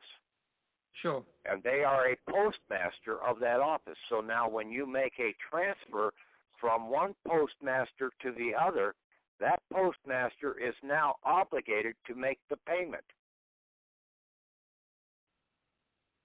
Wow. Oh, yeah, this postmaster deal is big time. That's right in Section 335 that Patrick posted today. Yeah, I mean, it's in our statutes at large, it pretty well addresses a lot of that stuff about the obligations and duties and responsibility of both the public and the private postmaster. But you have to read between the lines to determine which one's the private and which one's the public. Patrick? Yeah. I want to ask a question about being international. If I was, say, in just on another continent where it's a democracy and they also have Social Security numbers given upon employment, would I be able to submit this being there and still receive the funds on that land? Not over there in that country. You'd have to surrender being a national here and take up residence over there. And you would have to comply with their naturalization over there. Okay, so the visa would not... No, the visa only gives you permission to be there for a certain period of time. Right. Okay. Now, you can go and get, and see, like in the movie Jason Bourne, okay, when he went and accessed his account or his safety deposit box in Switzerland, he opened it up and there was a whole bunch of passports. Well, see, he was off the grid because when they took him off the grid, they removed him from being a U.S. citizen to being a national citizen. And see, when you become a national citizen, you go off the grid. Now, as a national citizen, you can go into any other country and get a passport in that country. That does not make you a citizen of that country. It only gives you a pass in that country. Okay. Of safe passage. As a national, you are coming in as a national from one nation into this other nation, and you would be getting a national passport in that nation. Okay. Just one more question, if I may. In my current passport, on page 7, number 14, it talks about dual citizenship. And it basically states a person who has the citizenship of more than one country at the same time is considered a dual citizen. So would I have to have citizenship in, well, I guess this would apply to You countries. do not want citizenship. You want to be a national, an American, the United States of America national. Patrick, the noise is building up again. I'm going to star 5 everybody out, and then you can come back. Okay, thank you for answering that question. Blessings. Okay, Patrick? No, wait until the question's answered, until she's satisfied, okay? Okay. She's answered. Are you understanding what I'm saying? Yes, I do. Thank you. Okay. Okay, go ahead, Tom. I'll do that. Real quick.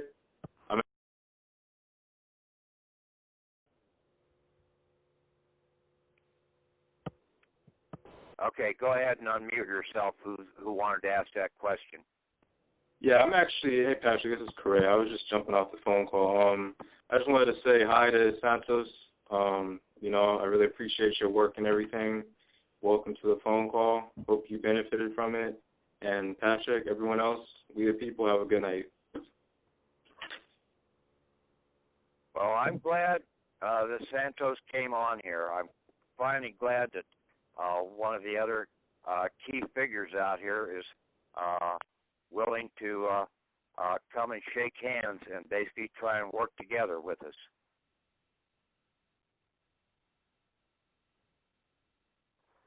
This is a group effort, okay, in this regard, okay? But we're still all individuals in this whole process, okay? Because that's the only way that you can make this thing work is as an individual. You can't rely upon a group or something going out there and taking care of this for you, okay? And there's quite a few of them out there in the internet trying to say, hey, just sit back and we'll take care of you. We're going to settle this and we're going to straighten out this whole world economy and everything else. Don't believe it, okay? It's all a smoking mirrors to keep you from going forward and coming out of the system.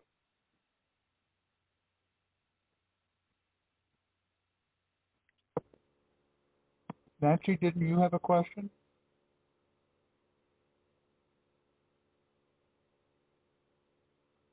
I guess she's not here right now.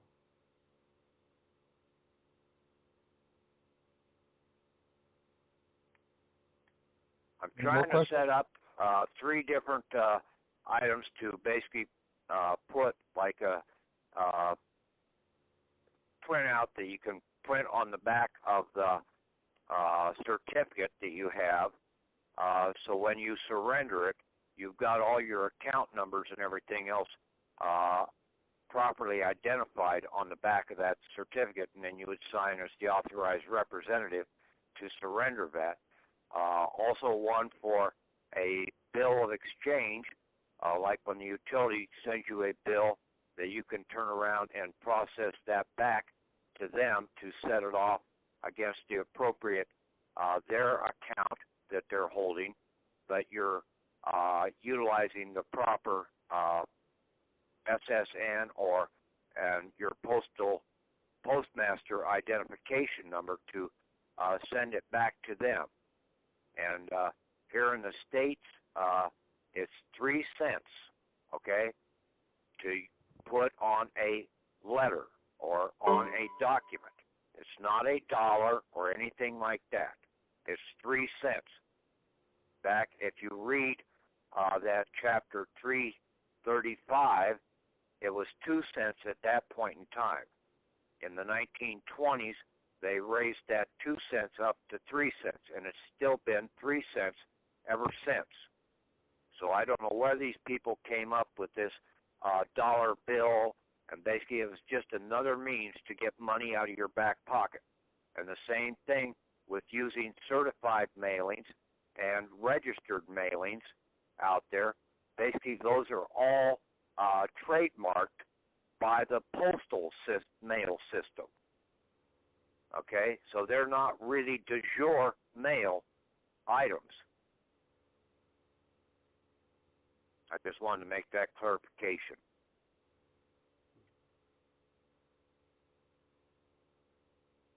Okay, any other questions?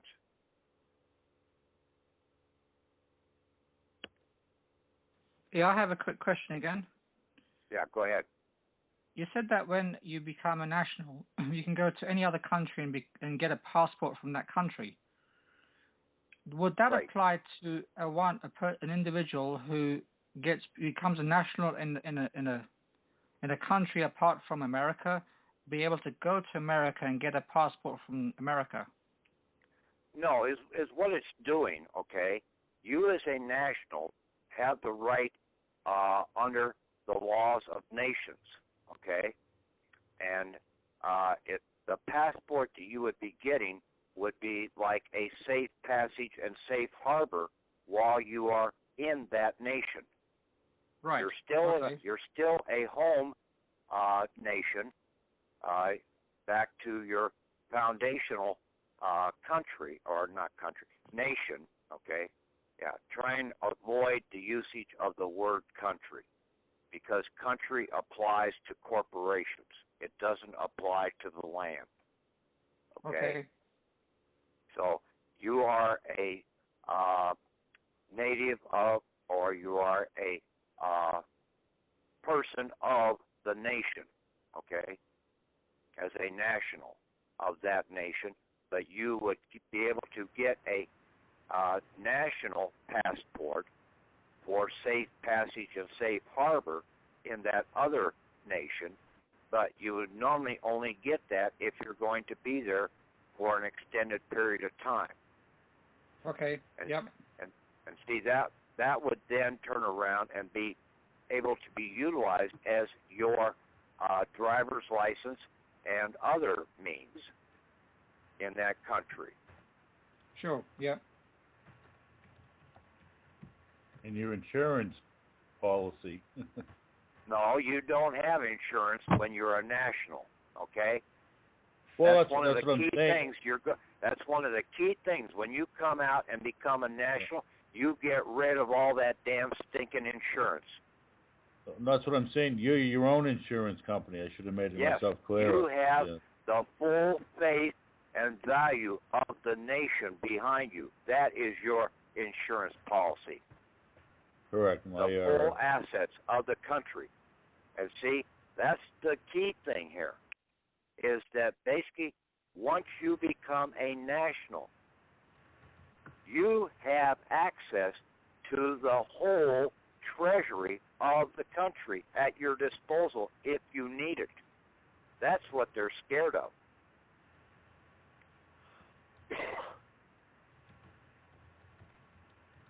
Is that why you're Is that why you're visited by the Men in Black, so that they kind of get that you're not going to do that? I mean, that's right. And they also want to make sure that you close the lid on Pandora's box also. But see, I can get away with this because basically they haven't come and totally shut me down yet. Okay, so I've opened up Pandora's box to anybody that wants to see it. Okay, sort of like in Laura Crawford in the Tomb Raider, The Cradle of Life. See, that was Pandora's box at the very end of the movie there. So if you wanted to, let's say you wanted to spend $100 million on a project, you would have access, you could just do it? Yes. Wow. Cool. And see, most of the people, up until the 1920s or 1910s, Benjamin Franklin in this country was a very important icon. I mean, Carnegie, all the major industrial people read his biography. I can play a write-up or a audio on that is very enlightening. The guy was, he was the best thing for America. And basically, he was the first national leader of the nation of the United States of America. The president is only a president of a corporation. He is not the leader of the nation. He is the leader of a corporate state or a country. But Benjamin Franklin was the first fully recognized leader of the nation known as the United States of America, because he was the first postmaster-general.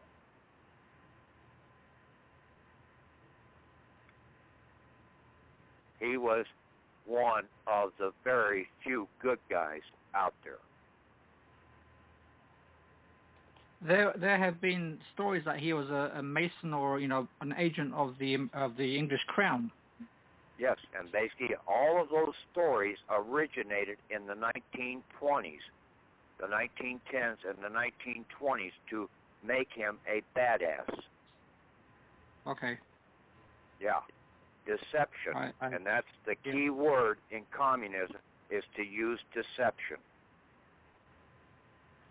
Spread, like Hitler said, you tell a lie enough times and the people will believe the lie. Yeah. Bigger the better. Yeah. And see, most of the people that signed the Constitution, everybody says they died broke. They didn't die broke because they knew how to access, and they were nationals. Now, when you die, you want to make sure that all your assets are handed over to your heirs. So yes, on the books, in the public records, it's going to appear you have nothing, so that the public can't come and put a charge against you. So you appear to die broke. But see, when you have all your funds in the private, the public don't know that you've got funds.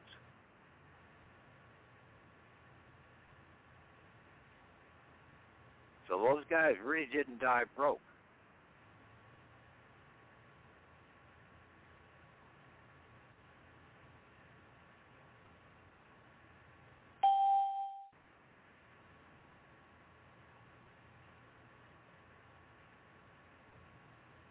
And then also one of the other key things out here, I didn't address this, but I will now, in that Title 46 under shipping, okay, it's got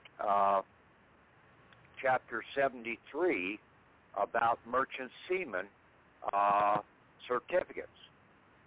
And one of the certificates that basically a merchant seaman has is basically a military service. And when a military serviceman does service for the nation that they're involved with, the nation or the land owes them a military bounty royalty. Okay, and that is older than dirt. That goes all the way back to the first Babylon.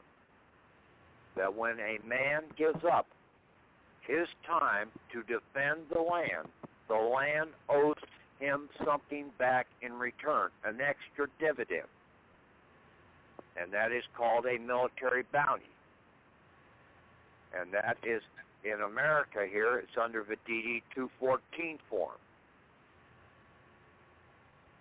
And that is another certificate that basically you can transfer. You will not surrender it for your life. And also, if you do die, your wife has the capability to utilize that DD 214 form until she dies. The children cannot use it, okay? It's only for the husband and the wife, okay? And they can put a draw against that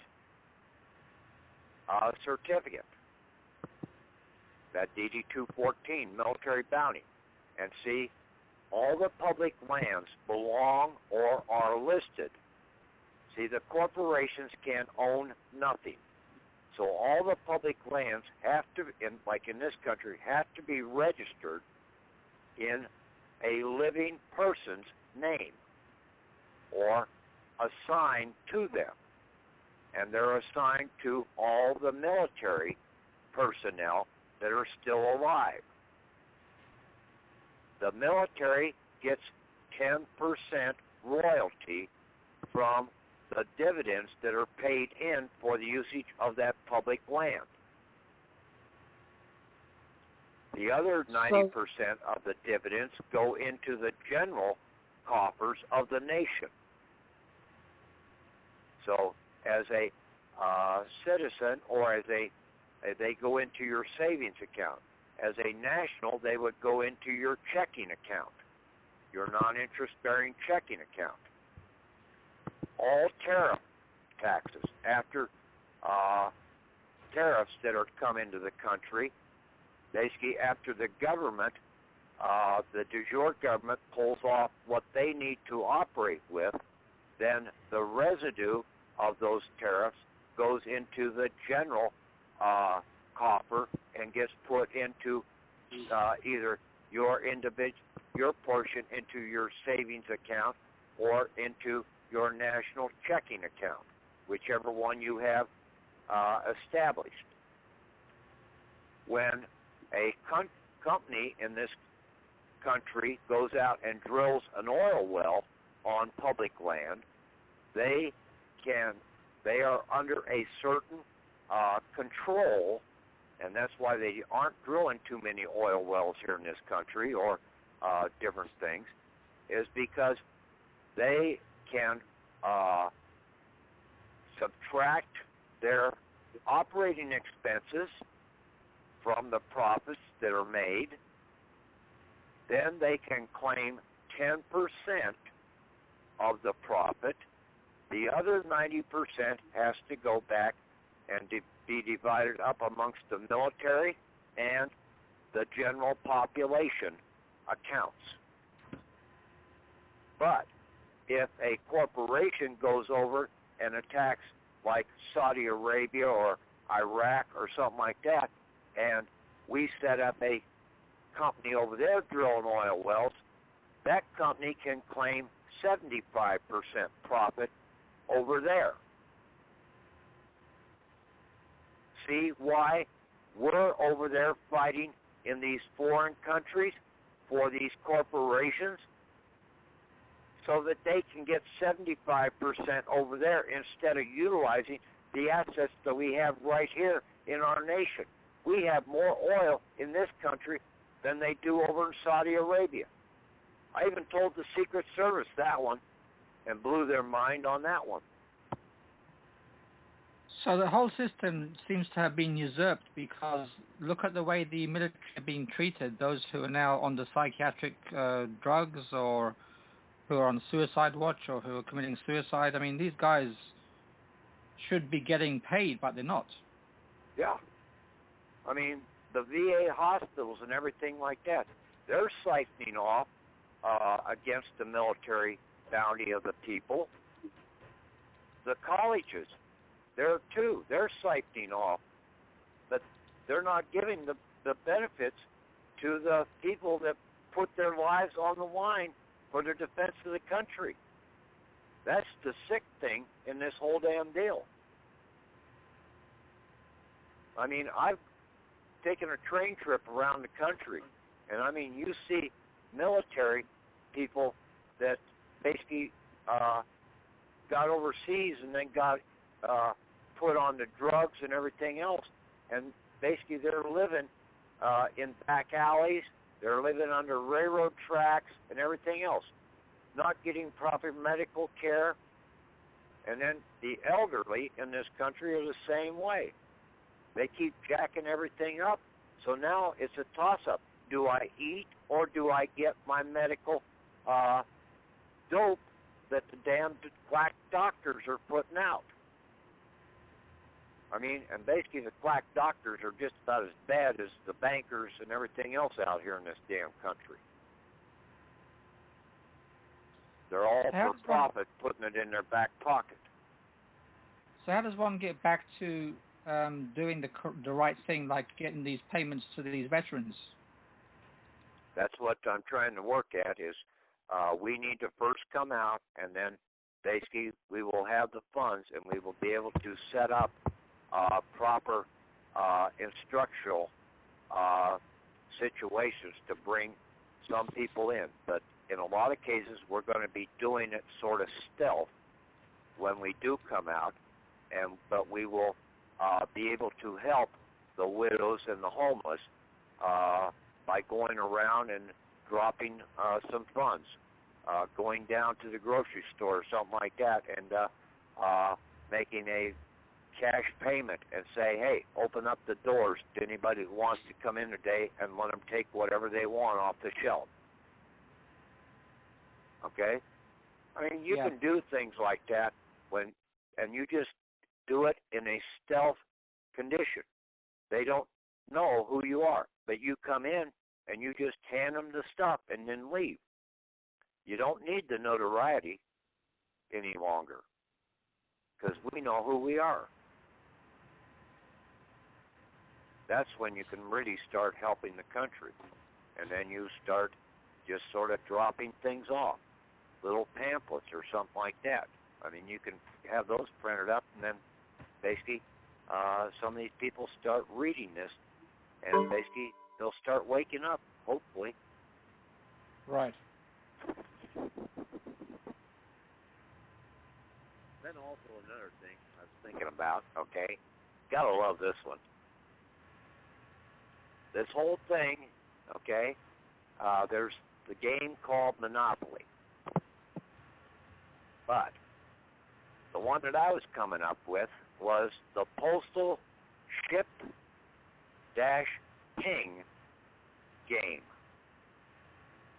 And see, ship ping is 2 words. Okay? And it's all about banking.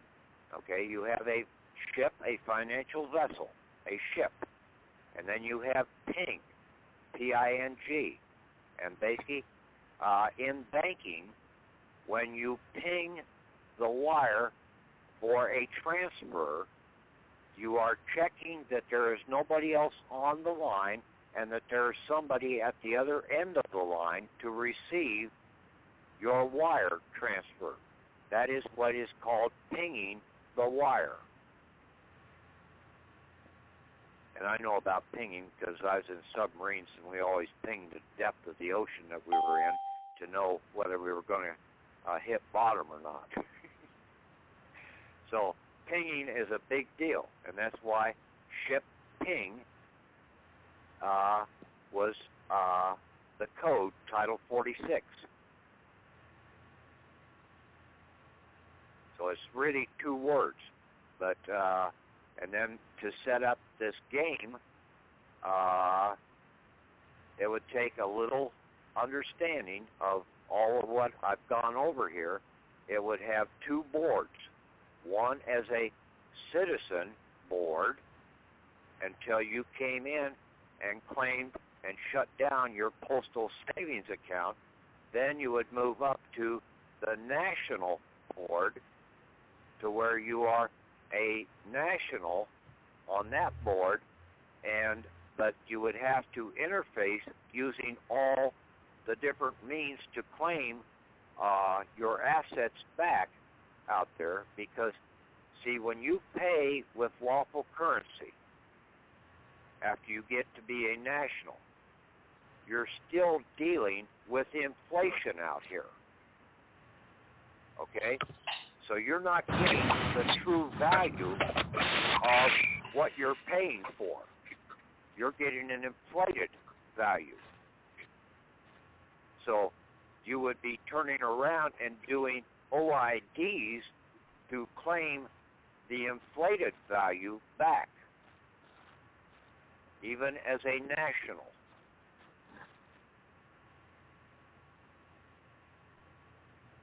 And see, you would be utilizing your postmaster number and your, here in this country, we have a foreign grantor trust EIN, and that will be our Treasury routing number, and it is, in some cases, it's a 99 number.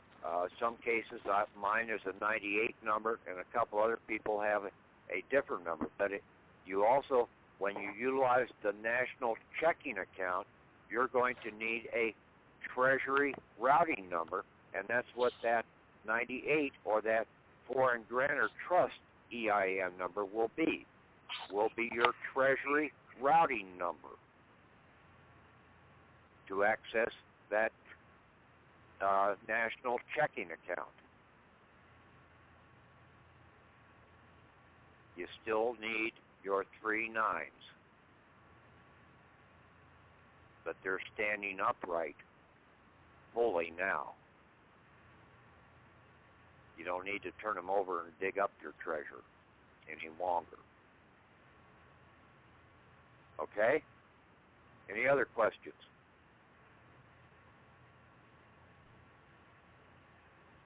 I tried to cover all bases, but if I didn't, basically holler at me. You covered a lot, Patrick. I've got to go back and listen to the beginning because I screwed up getting on the call.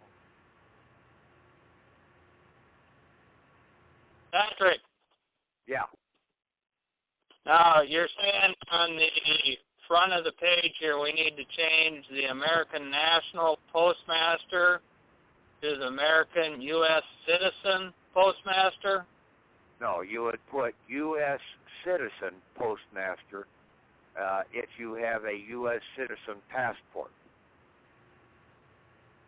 Yeah, you take the American out too. Take American and National out for right now. Right, and then just put U.S. Citizen Postmaster in there for the time being. Is that in the free will signature? And then down underneath the free will signature, we got to change you'll have it. to do that too. You'll have to do that So, too down there. Two places we need to correct it for right now, but when we get changed over, we'll correct it back to the other way. Yeah, and basically, but see, you can use this account as a American National Postmaster until you get until you surrender that vessel. Right, you meant the U.S. citizen. Yeah. Until we get. Until you get the citizenship transferred over to the national ship as a checking account. You could still use it as an American, and you get your new American National Passport. But as soon as you get that, then you should be almost on the heels of transferring that account over at that point in time. And see, that's when they should be coming to see you after you've done one of these, and basically it should just be wham, bam, you're out of the system within about 3 or 4 days and transferred over to having a national checking account. Okay. Another question that came up, I got a group here that we're talking over stuff. In the memo line, do we need to reference that the taxes and any of that stuff needs to be paid before we get the funds? No. Because, see, when you're doing this money order, okay, you're doing a draw against the savings account. Now, once it's been deposited into the savings account, all those taxes had to have been paid. Okay. That cleared up that question. Now, if they don't, basically we'll get a letter from the IRS and say you owe this much, and now we know how to set it off. Right. Yeah. Okay, if somebody's wanting cash in the page of the order, would they make it out to themselves and then sign it? Yep. Okay. Yep. You would sign in all places. You would sign as the endorser on the back, too. Right. Okay. On the front, we've got tenor on site, but on the back, we have that it needs to be completed in 3 days. Right. See, that's a normal banking transaction. Even though you take a check into the bank, it's an on-site payment, but they can take up to 3 days to process that, especially if it's going. It would normally only be an on-site if your account is within that bank. But if you got a check from somebody that's out in California, basically they're going to process. But with the modern system that they have now, it should really be able to be accomplished in 24 hours. Right, but if somebody's walking into a bank, wants some cash, are they going to try to hold it up since we have 3 days on the back of it? Yes, because they've got to contact the Treasury. Right. Your account is not there with the bank. So they might have to. We might have to go back and get the funds in 3 days for cash. Yeah. Or have it put into your account. Okay? Don't worry about the funds, okay? The thing is, they're not going to be able to print up debt dollar bills when you put this into circulation.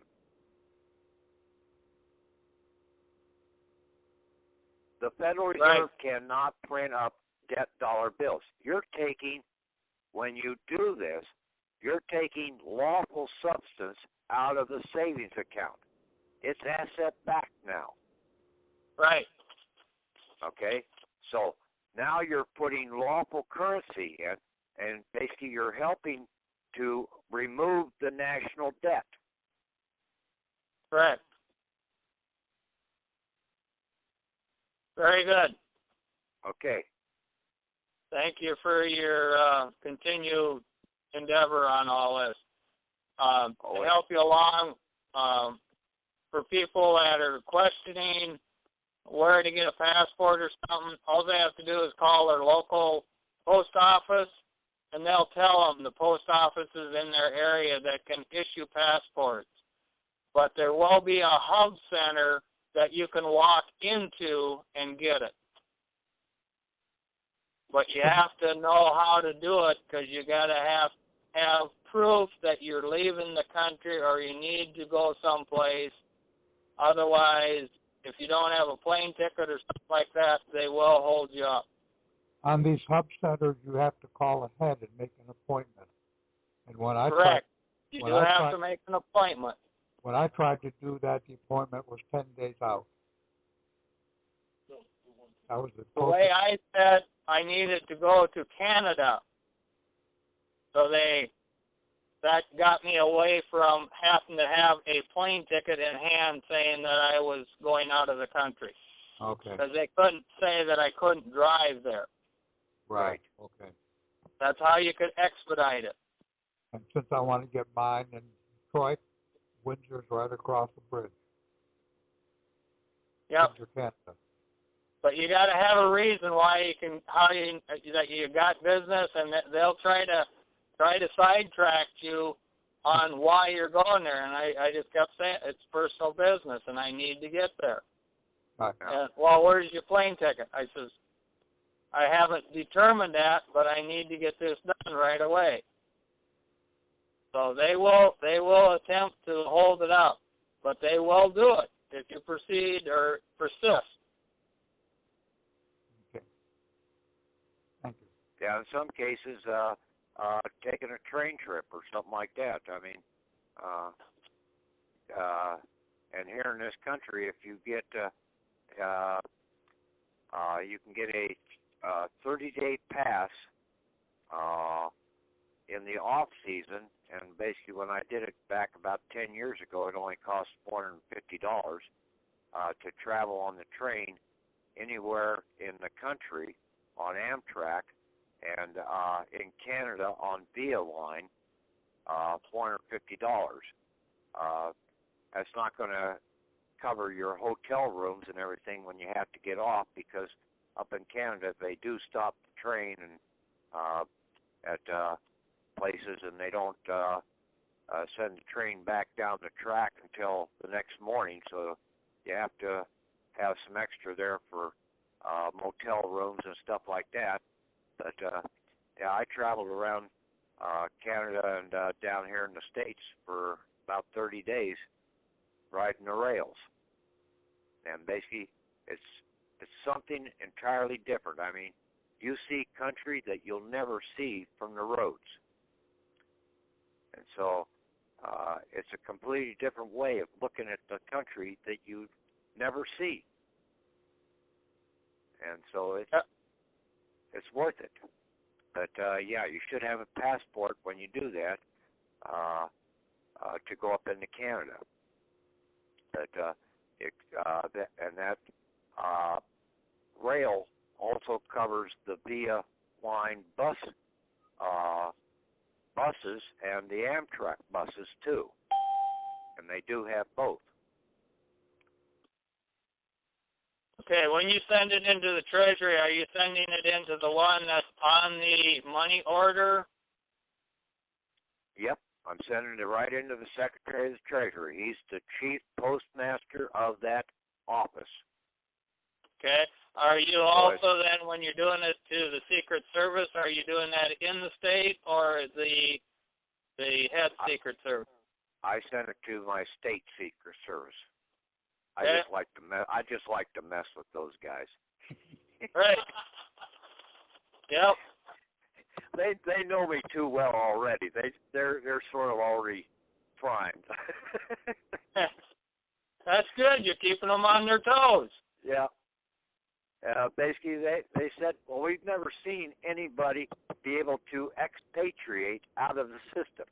I said, well, I'm going to show you sooner or later how to do it. So that's why I keep in touch with them.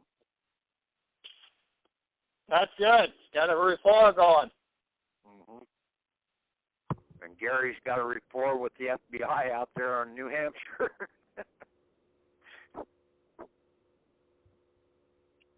Well, I think a lot of them are getting to know my name here in Minnesota, whether they wanted to or not. Yeah, and as long as we stay in honor, I mean, that's right. the key thing. And then basically it will help, because when we come out and see, is what we need to do is also inform the law enforcement people. One of the key things you want to do once you do come out is to also, in the process, help your sheriff in the county to understand how to come out. Show him how, basically, how to pay his taxes or whatever. Make a friend out of these guys. Utilize them in that regards, and basically then you will have additional protection in the endeavor that we want to remain in a state of protection, in safe harbor and safe protection. Yeah. And in peace. Mm-hmm. Thank you. Blessings. Also, keep in mind, there's another way of looking at this, and I'm sure Pat agrees, is whether you have $100,000 or access to $10 billion, it really doesn't matter. It's what you can do for it. What can you do with the money for the people? Because the way the system's set up, if you had all the things you wanted to live comfortably, and it only cost you $50,000 a year to maintain your lifestyle, keep all your receipts, mail it in at the end of the year, and they'll send you back the same $50,000 again. So you can recycle the same $50,000 for the rest of your life without even going into your account. So money becomes basically irrelevant at that point. Right, because, see, we would be taking the inflation back out and the national debt when we claimed that back. Okay? And then we would turn around and utilize a lot of that back to help the people. That's what it's for. It's not for us. Yeah. I mean, what are you going to do with $10 billion? How much coffee can you drink? Yeah. I mean, this country, with the technology that we have, we ought to have vehicles that basically don't operate on the highways. We ought to be able trains. we ought to be able to, the train system, basically the rail system in this country is supposed to be a east and west bound, just like the freeway system. But they didn't do it because they didn't want the cargo to go on the railroad system. Okay, Patrick, you're not to open microphone again. So I'm going to star 5 allow. Okay? Okay.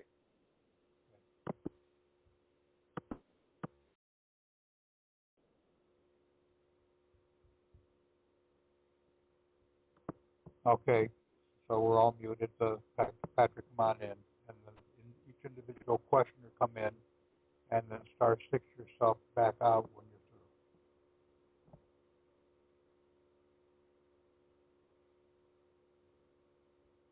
through. Okay?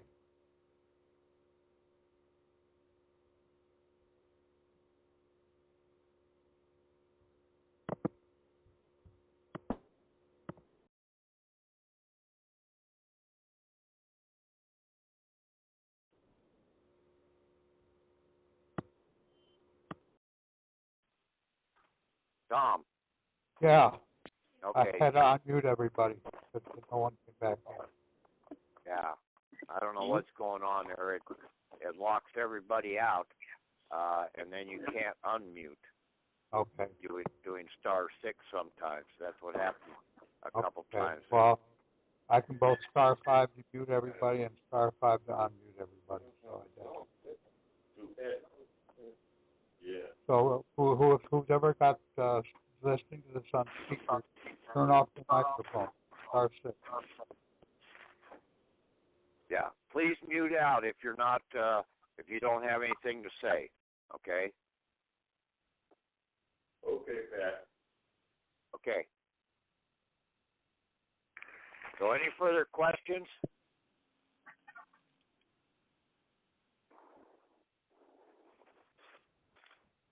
In other words, that ought to give you enough stuff to go over, and then maybe we'll talk tomorrow night. Okay? Okay, yes. Given us what I need to correct so I can send my stuff in. Thank you. Okay, we'll talk to you guys tomorrow night then. Okay? Thanks, Patrick. Okay. Thank Good night, you, Patrick. Okay. Bye. Thanks, Patrick. Okay, take care. Thanks, Santos.